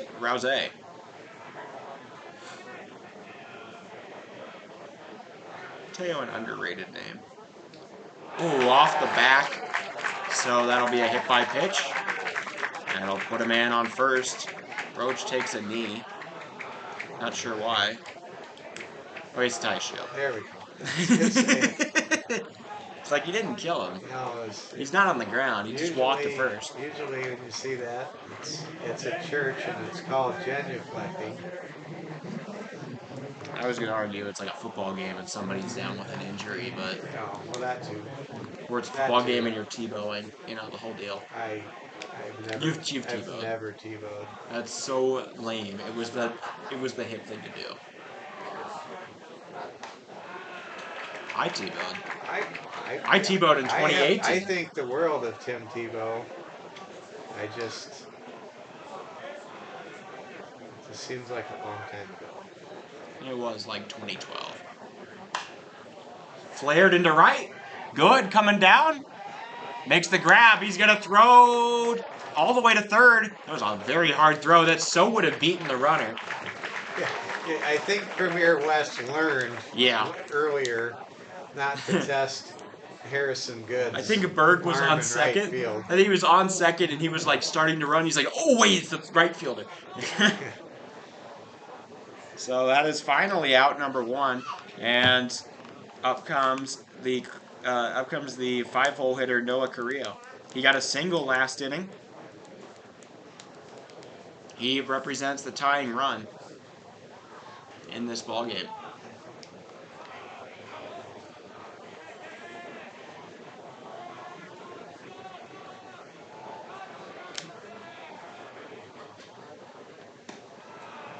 That'll be ball 1. Roach delivers low.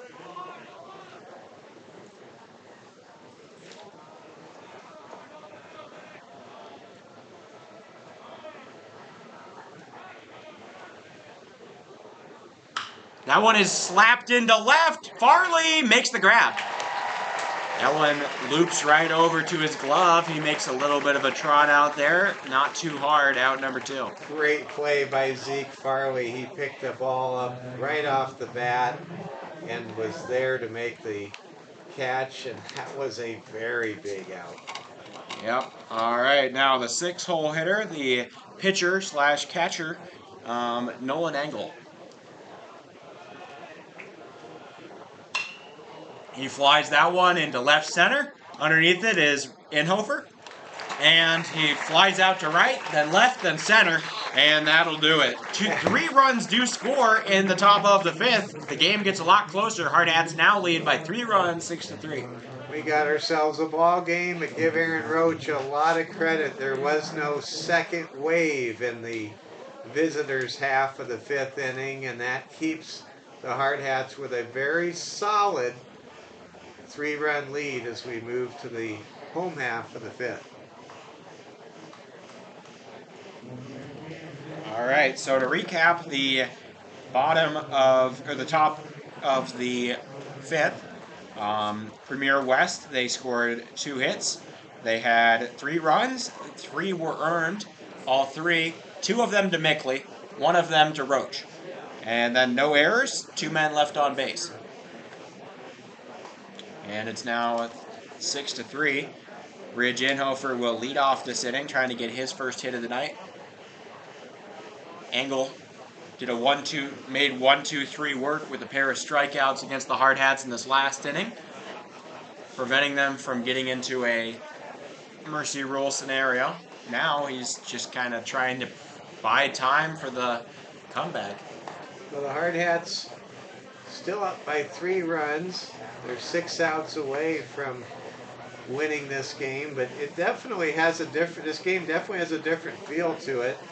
You know, and you can tell a lot by watching the visiting cheering section, and the fans for Premier West are right in front of our broadcast booth, and they traveled well. They were really into it from the very beginning, and I could just sense the confidence on the part of the Premier West fans. And when it was 6-0, I thought to myself, I'm waiting to see Premier West really arrive, and we just saw it in the top half of the 5th. And give credit to Coach Torvey and the Hardhats for grinding out and capitalizing on Kenji Bray's challenges, and it's 6-0, now 6-3, with the Hardhats well in control. They just need to stay aggressive. It gets back to that old adage, you got to play to win at the end of a game. Don't play not to lose. I thought you were going to go with B, aggressive. All right, 0-1. Inside ball, so 1-1 now. Beautiful night here at Fitzgerald Field. Fitzgerald Stadium, Dave Plouffe Field. Grounded over to third, soft, throw to first, in time. Out number 1 recorded on Ridge Inhofer. It'll bring up Dom McKnight.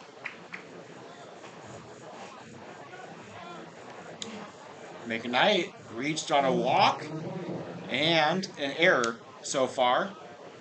He's stolen 2 bases and he scored 2 runs. He's always, when he gets on the base pads, it feels like he got about an 80% chance to bring him in no matter what. It just feels like he always knows how to get those extra 3 bases once you get him aboard. Swing and a miss. Very late decision there from Dom. The ball was probably past him by the time he swung. 0-1.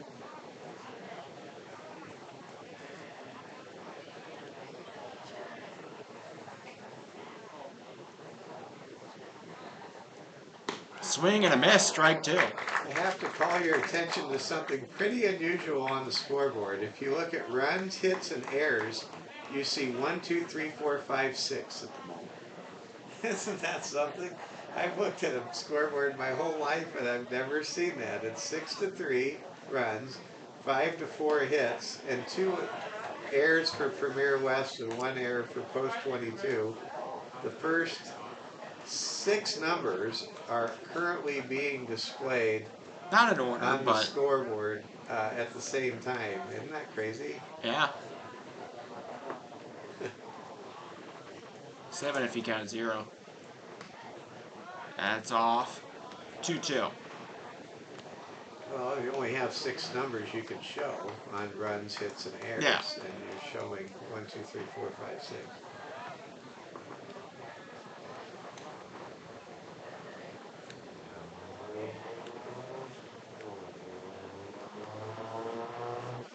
Swing and a miss. So they get Dom McKnight, or they catch Dom McKnight swinging. That'll be out number 2. Engel gets his 3rd strikeout of the night, and that'll bring up Zeke. Zeke, a very good rally starter, but he has a pair of strikeouts looking today for the always eagle-eyed all-state selection. Fouled off. 0-1. Really like that catch Zeke made in the top half of this inning for the second out. Absolutely turned the inning in the right direction for Post 22. Yep. 0-1 here. Engel delivers. High, so taking ball 1.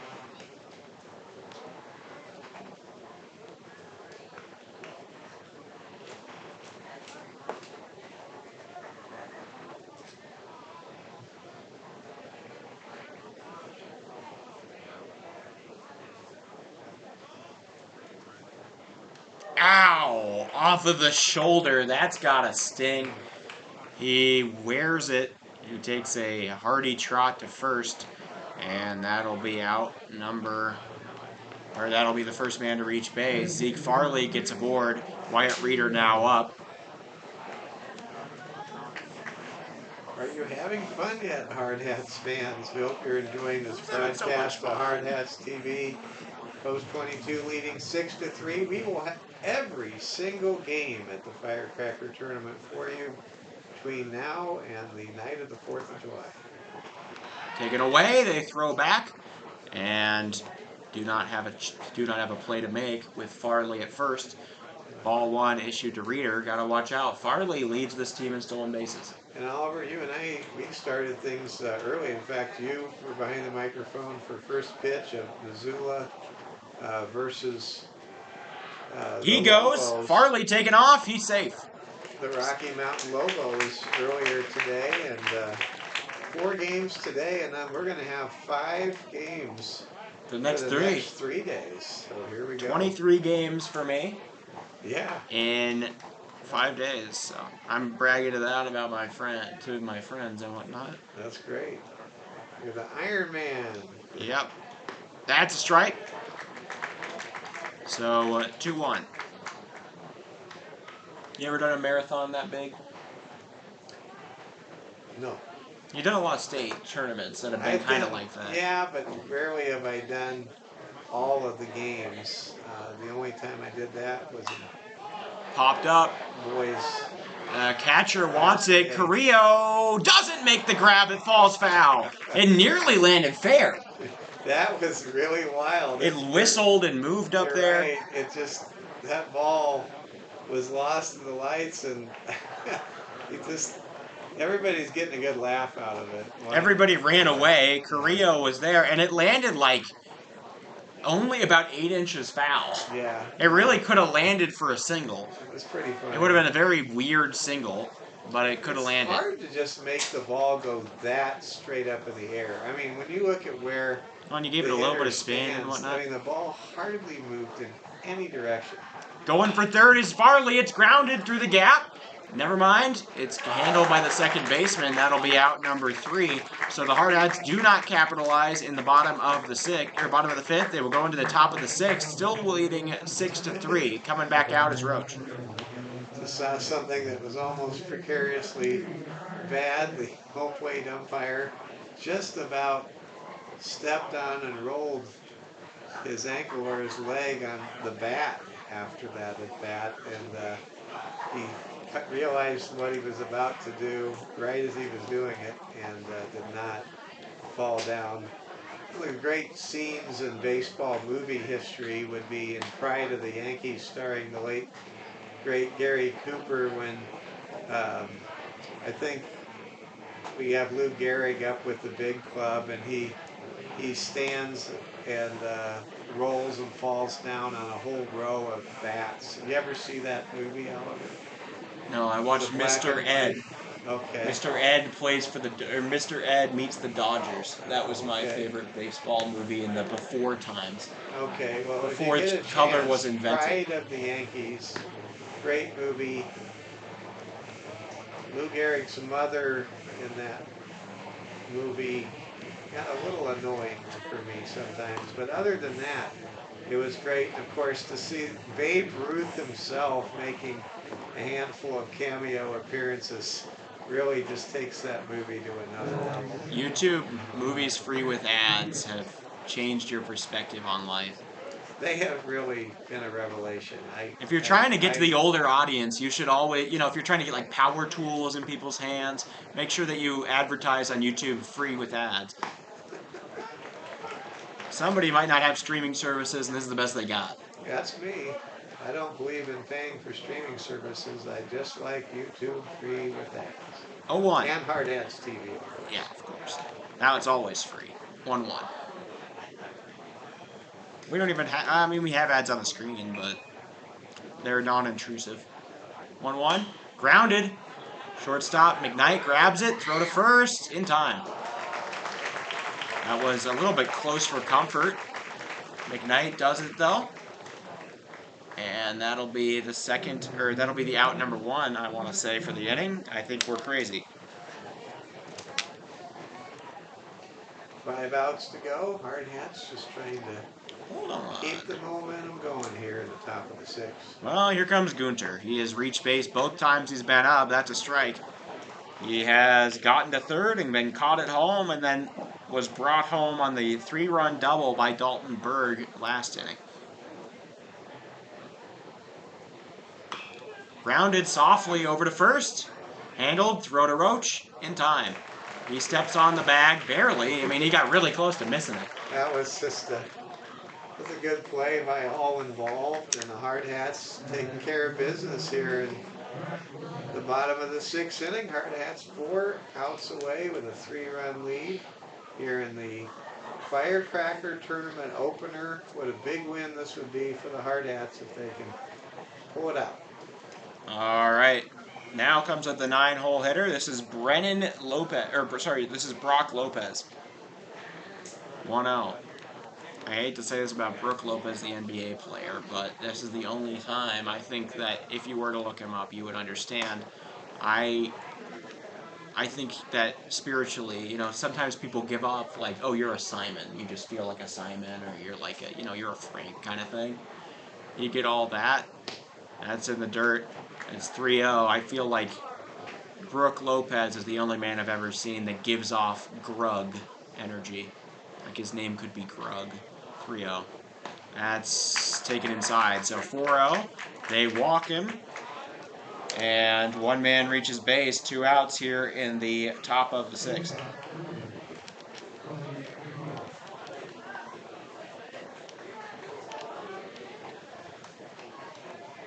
Toby Trujillo now up. He has a single, a walk, and a strikeout. So, 2 of those 3 options are bad right now. That's no, not a strike. 1-0. Must have been a little off. You invented a baseball term when you were in Omaha last week, Oliver. Did I Do you know now? what the term was? I'm not sure. Strikey. You said that pitch looked a little strikey to me. And I realized in the long history of baseball dating back to 1869, no one has probably ever used the word strikey until you uttered that phrase. It was very striking. Congratulations. It You was. invented a baseball term in my hometown of Omaha I will last be. week. That was well done. I will be claiming royalties. You should copyright that term. Yep. Strikey. I mean, heck, somebody made a, there's just, it was a unique On the way to ground. describe a pitch. I mean, I was impressed. Mm-hmm. And so was one of the other people in the press box. Yeah. All right. Well, Roach on the verge of walking his second straight batter. Got to watch out here. Got to throw a strike. That's off. And so he walks again. 2 straight batters walked. Roach now in a little bit of an issue. There is a man warming up in the bullpen who seems to be walking out of the bullpen at this very moment. They might be coming in. I think they're going to keep Roach out there for one more hitter, would be my guess. When Kelvin Torvey does not come out, usually you're just going to see Coach Clapp come out and have a conversation with the pitcher. And with 1 out being the margin here between getting out of trouble, this is a 5-day tournament against some of the best teams around. And if you're post 22, you really don't want to have to go to the bullpen unless absolutely necessary. And Coach Clapridge goes back to the dugout, and now it's a showdown for Aaron Roach against the left-hander. All right. This is to Dalton Berg. First pitch, right down the middle. There's the strike we were looking for. Clapp told him, just throw it in the middle. And he's like, oh, why didn't I think of that, yeah? It's that kind of top-tier coaching. 0-1.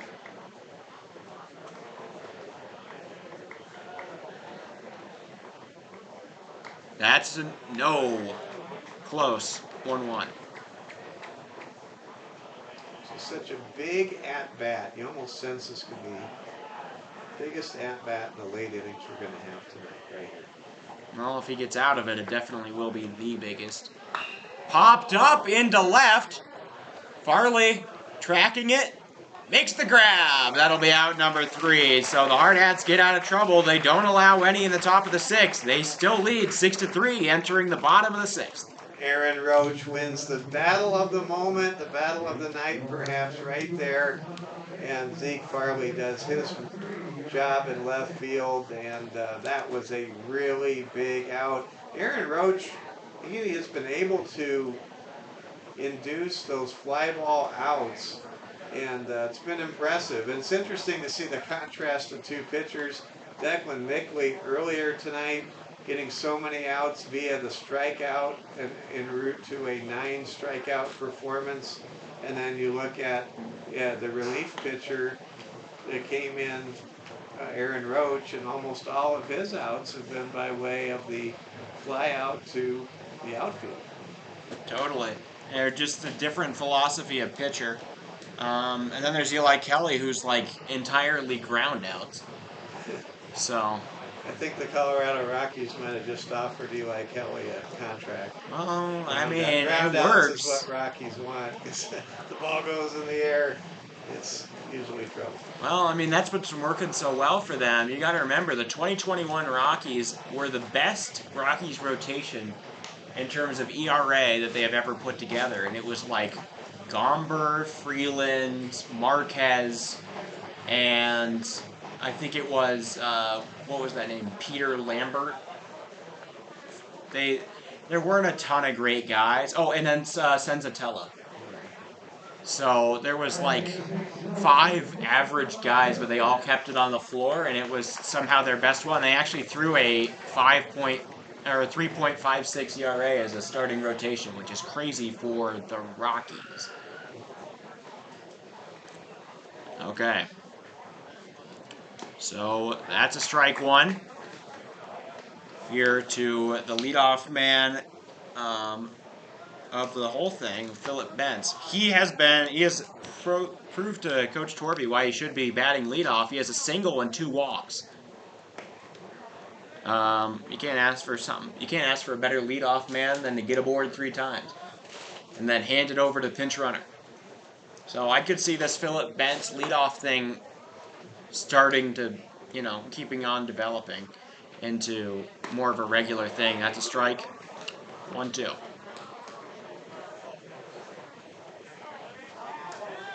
I see Mrs. Dietrich is filming this right next to us.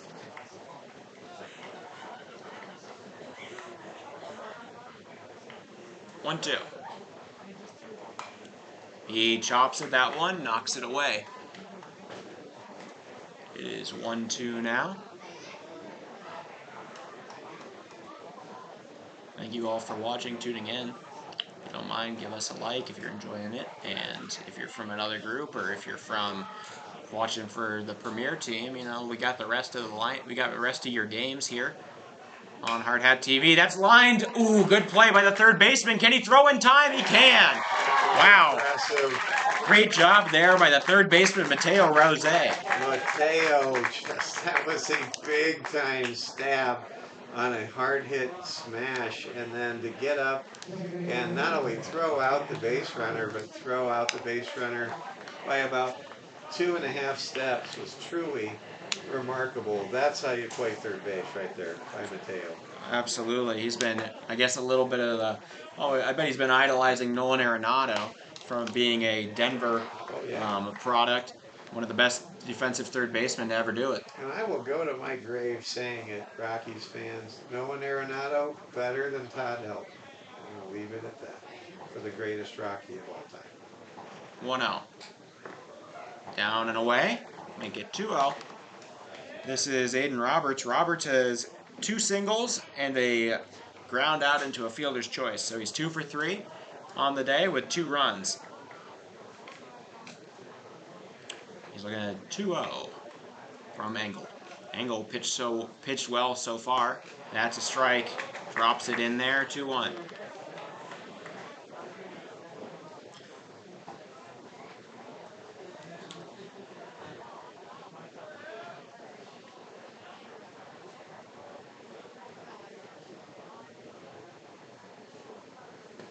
In the dirt. Ball tries to run away. And 3-1 now. It hit the back of the glove and then somehow, jumped back out. We had a runner. So 3-1 to Roberts. You have to take a walk in this game, but not afraid to do so if he needs to. He loves hitting into that gap between the infield and the outfield, though. That's a strike. It's the edge of the plate. Good pitch there from Engel. Locates on a big one. Full count.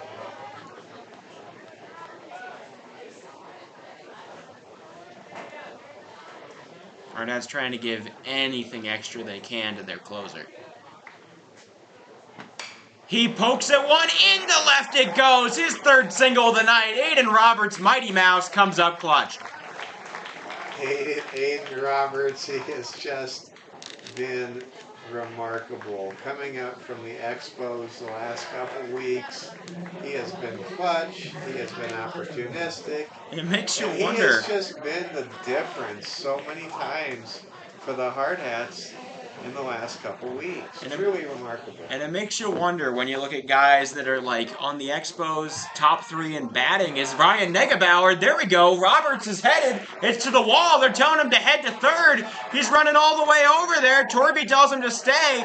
And he will reach 3rd on the error by the pitcher, Engel. How about that speed from Aiden Roberts? His hat's all the way back at 2nd. He got it going. I mean, that was absolutely a chariot going around the bend. I mean, that was really something else. Well, that was well done by Mr. Roberts. Okay, well, Harry Good now up. He is 1 for 2 with the walk. He'll take a big strike swinging. Harry got a solo shot directly before an Alex Dietrich solo shot in Game 1 against Pierre. Harrison good. In this situation, he is so good. If he can just make contact of any kind here, we can get that 4-run lead back for the Hardhats here with just 1 out. Any kind of hard contact, anything lifted to the outfield with Aiden Roberts' speed almost certainly will be a sac fly for the Hardhats. Yeah, when you see Roberts come up and make such a great immediate impact, it makes you wonder what guys like Ryan Negebauer, one of the better hitters on that Expos team, and a good shortstop, it makes you wonder which guys are ready that have just not been given the chance, because Roberts, as soon as he got it, he showed he was ready for the Hard Hats.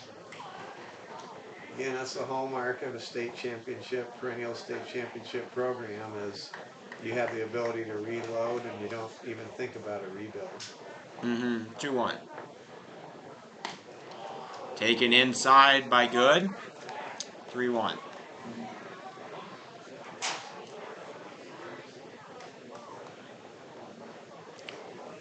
Single, I mean, like a walk would be okay, but it wouldn't be the best situation. It would set up the double play, and we'd like Good to make contact, but he'll take the walk. It gets away. Coming home will be Roberts. He does a slide for good measure, and that'll do it. He could have just stepped on the bag. And 4 runs is very different than 3 runs, especially when Premier West had that bases clearing double in the top half of the third to cut the 6-run deficit in half with 1 swing of the bat. Now the Hardhats have extended themselves out to a 4-run They did it on advantage. 2 outs, or they did it on an out again. Yeah, again, the Hardhats more dangerous when they're having outs and no outs. Going for second is Good. He'll reach it.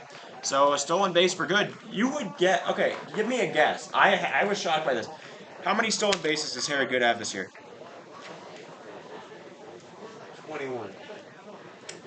Pretty close. He has 19. Do I win something? I would have guessed like do 13, I 14. get Cold Stone ice cream on the Maybe way we home do. for that? You know, maybe we should treat you, champ.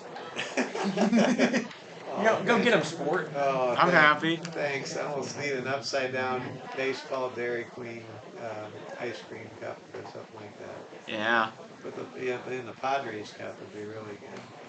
No, I mean, it has every logo on it, so it's an everything cup. Not the same. It's not the same. It needs to be bigger than the rest of them. It needs to be a Padres cup for me. It's a Padres cup. I can get a permanent marker and knock away all the rest of the logos, and it'll just be Padres for you. Okay.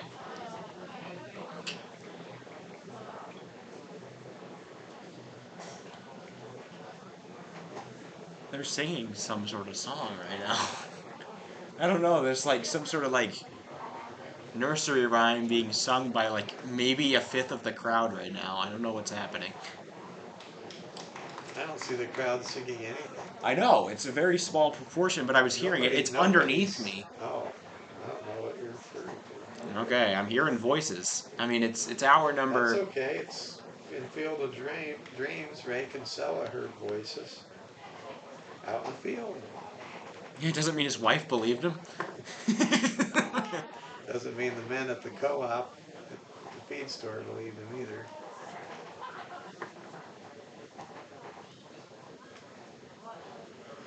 He smacks one high hopper over to third, throw to first in time. Good will sneak over to third. So out number 2. Really like how Mateo plays the position for Premier West. If there is an all-tournament team, I would definitely consider Mateo at third base. I'm going to be excited to see him tomorrow. I'm such a big fan of how anybody plays the hot corner. I think that's the position that just mesmerizes me as a baseball fan. Yeah, all right. Hayden Hollick, our hot corner player. He drives one over to second, or to short. Handled cleanly, throwing the dirt, dug out. Did he pick it back up in time? No, he did not. Good score. So now the Hardhats lead by 5. A little bit of a error there by the first baseman, Gunter. And that'll give back one of the runs he earned. That was a good piece of umpiring right there. And, you know, the umpire, he earlier had missed a call, and that time he was locked in, and he got it right. Now the Premier West umpire wants the managers to talk it over. He thinks it was an out. Well, okay, he dropped it, but he did pick it up kind of close. Yeah, but he did not record an out, and the umpires get it right. Well done. He said he was fishing around for it. He's telling the umpire, he's making the hand motions. We can see it. Fishing does not equal an out. Close is only good in horseshoes and hand grenades. Yeah, and the NBA play-in now.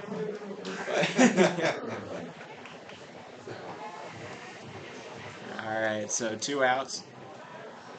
Up bat now is Bridge Inhofer.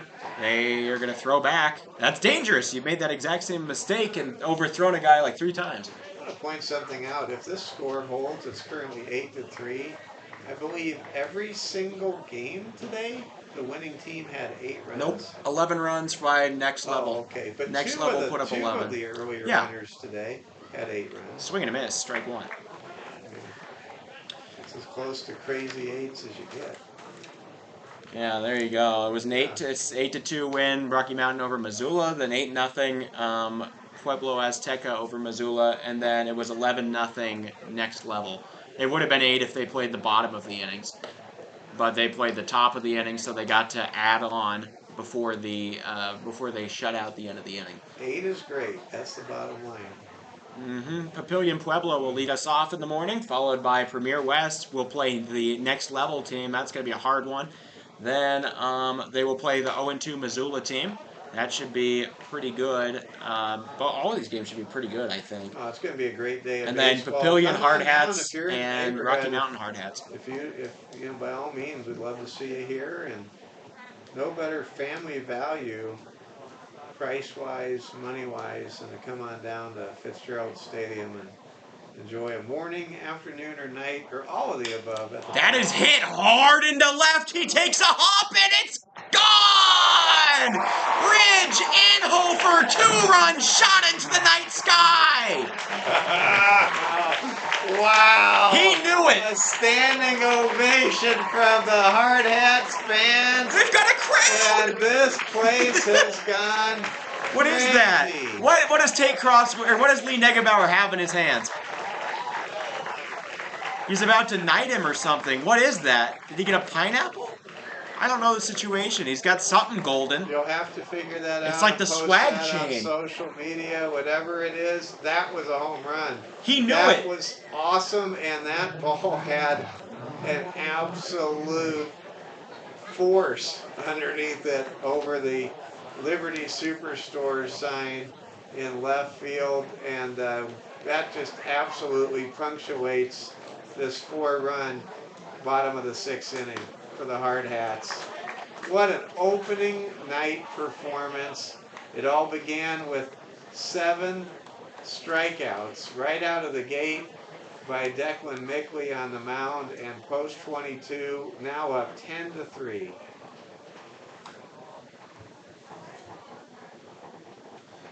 Okay, so Dom McKnight going to come up. He has a hard act to follow. The thing that I like so much about that Ridge one, he hit it, he took a hop, he dropped his bat, he looked up, the whole dugout went crazy, and he looked up and he dropped it. He was in no rush for first base. He knew he hit that thing out of there. Oh, how are we already 3 pitches deep into this at-bat? That's crazy. Okay, 1-2. To McKnight. Angle trying to... He doesn't hit him. I think he hit the jersey, though. I think he just made the jersey move. Yeah, a little whoosh. It was a whoosh. So, 2-2. McKnight looking for his first hit of the night. He's gotten on base twice on an error and a walk, but he hasn't gotten a hit, so I'm sure he'd like that. Oliver, do you think the Hardhats, after sweeping 2 of the powerhouse Omaha teams over the weekend, Millard South and Millard West, on their home field? Ooh, right off the backside. We'll take it. So reaching first base is Dom McKnight. Do you think that the Hardhats not only got a lift in confidence, but they maybe just kind of learned a lesson about take care of teams. You've got to, treat every team the Yeah, same. because they got the hard part of the Yeah, schedule they done. very well could have won the tournament Had they week. just not lost to Bryant. Yeah. Or Bryant was a hard Fremont, one, or but to Fremont Fremont. was the hard one. Yeah. I mean, Fremont is, it's not a very big town in Nebraska. We'll just put it that way. They went 3-3. Whoa! Right off of the umpire gear, but a foul ball. Come on, back, Dom. But the bottom line is, the Hardhats, if they're going to win this tournament, they have to take it to the opponent, and that's what they're doing right now. All right, 0-2. It is firmly nighttime here in Rapid City.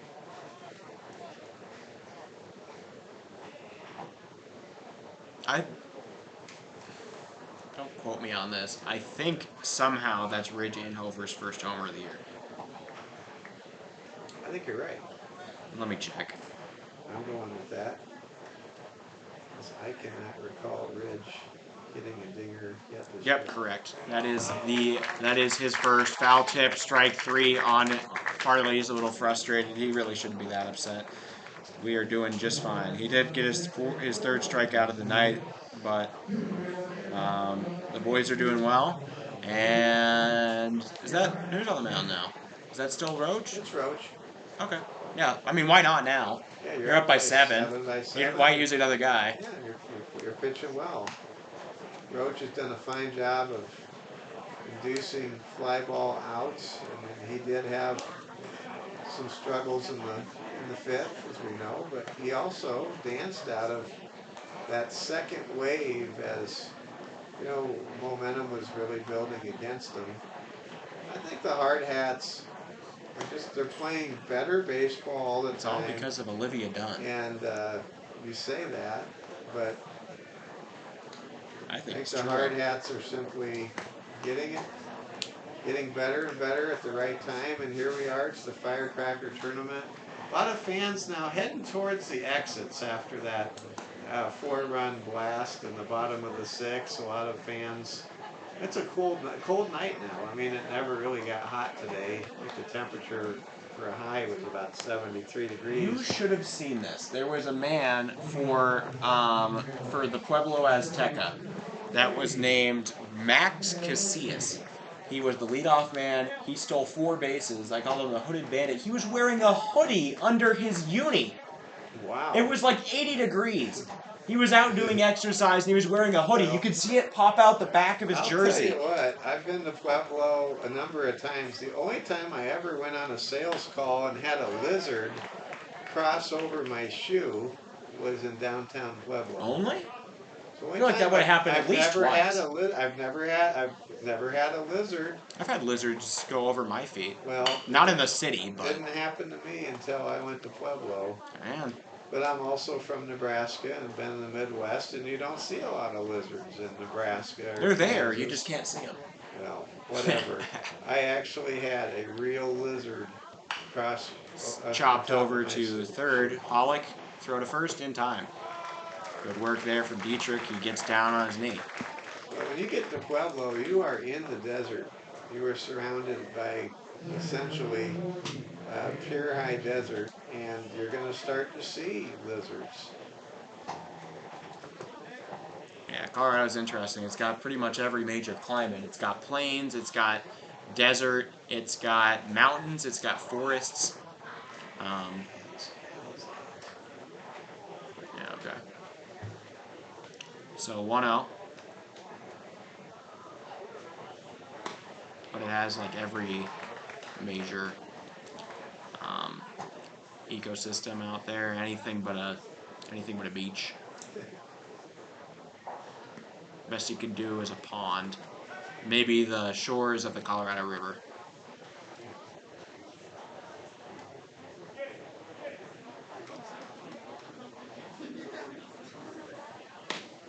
Taken low, 3-1. We've had quite a few teams from Colorado make their way to Fitzgerald Stadium already this year. Well, I mean, these are 3 here.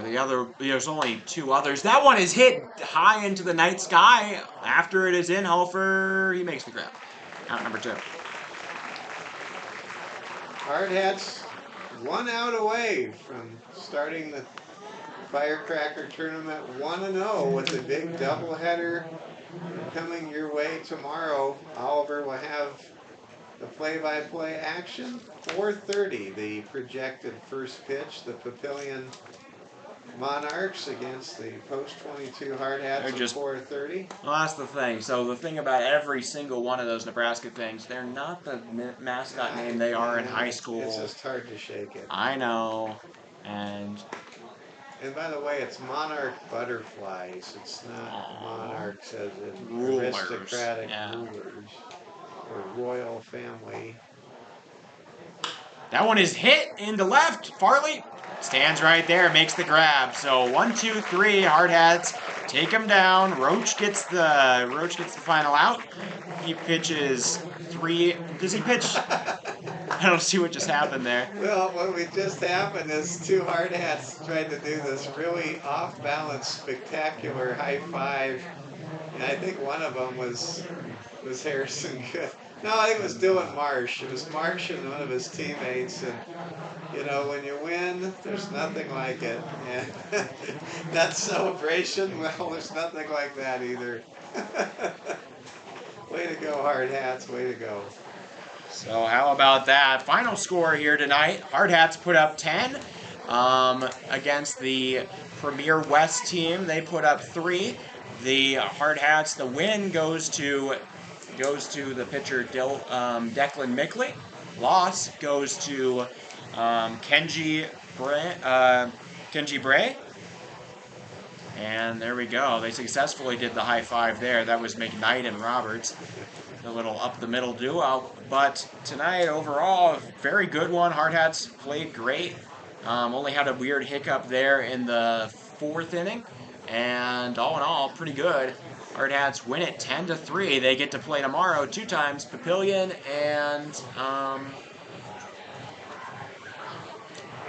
and they're going to play Rocky Mountain Lobos. Rocky Mountain from Fort Collins. So, yeah, the Hardhats with 2 games coming up on tomorrow, back-to-back. Premier West, they will start at 11:30 against Next Level from Asheville, North Carolina, and they'll have back-to-back games, and we'll all start things off a little bit before 9 o'clock. I'll have the play-by-play of Papillion versus Pueblo Azteca. Papillion 0-1, Pueblo 1-0, and we are going to have ourselves 5 games of baseball. You're going to have a lot of fun with Hardhats TV. Thank you, everybody, for tuning in, and Oliver, I'll let you close it out. All right, well, thank you all for joining us. Final score here in Rapid City, South Dakota tonight. Hardhats put together a 10-3 victory over Premier. They're going to go into tomorrow, doubleheader. They now have won 5 of their last 6. Looking forward to that. 5 more games on tap for you tomorrow, starting bright and early, 9 o'clock. So enjoy some weekend baseball. Come down to the park or sleep in and watch the stream. Regardless, I hope to see you there. We'll see you all tomorrow. Good night.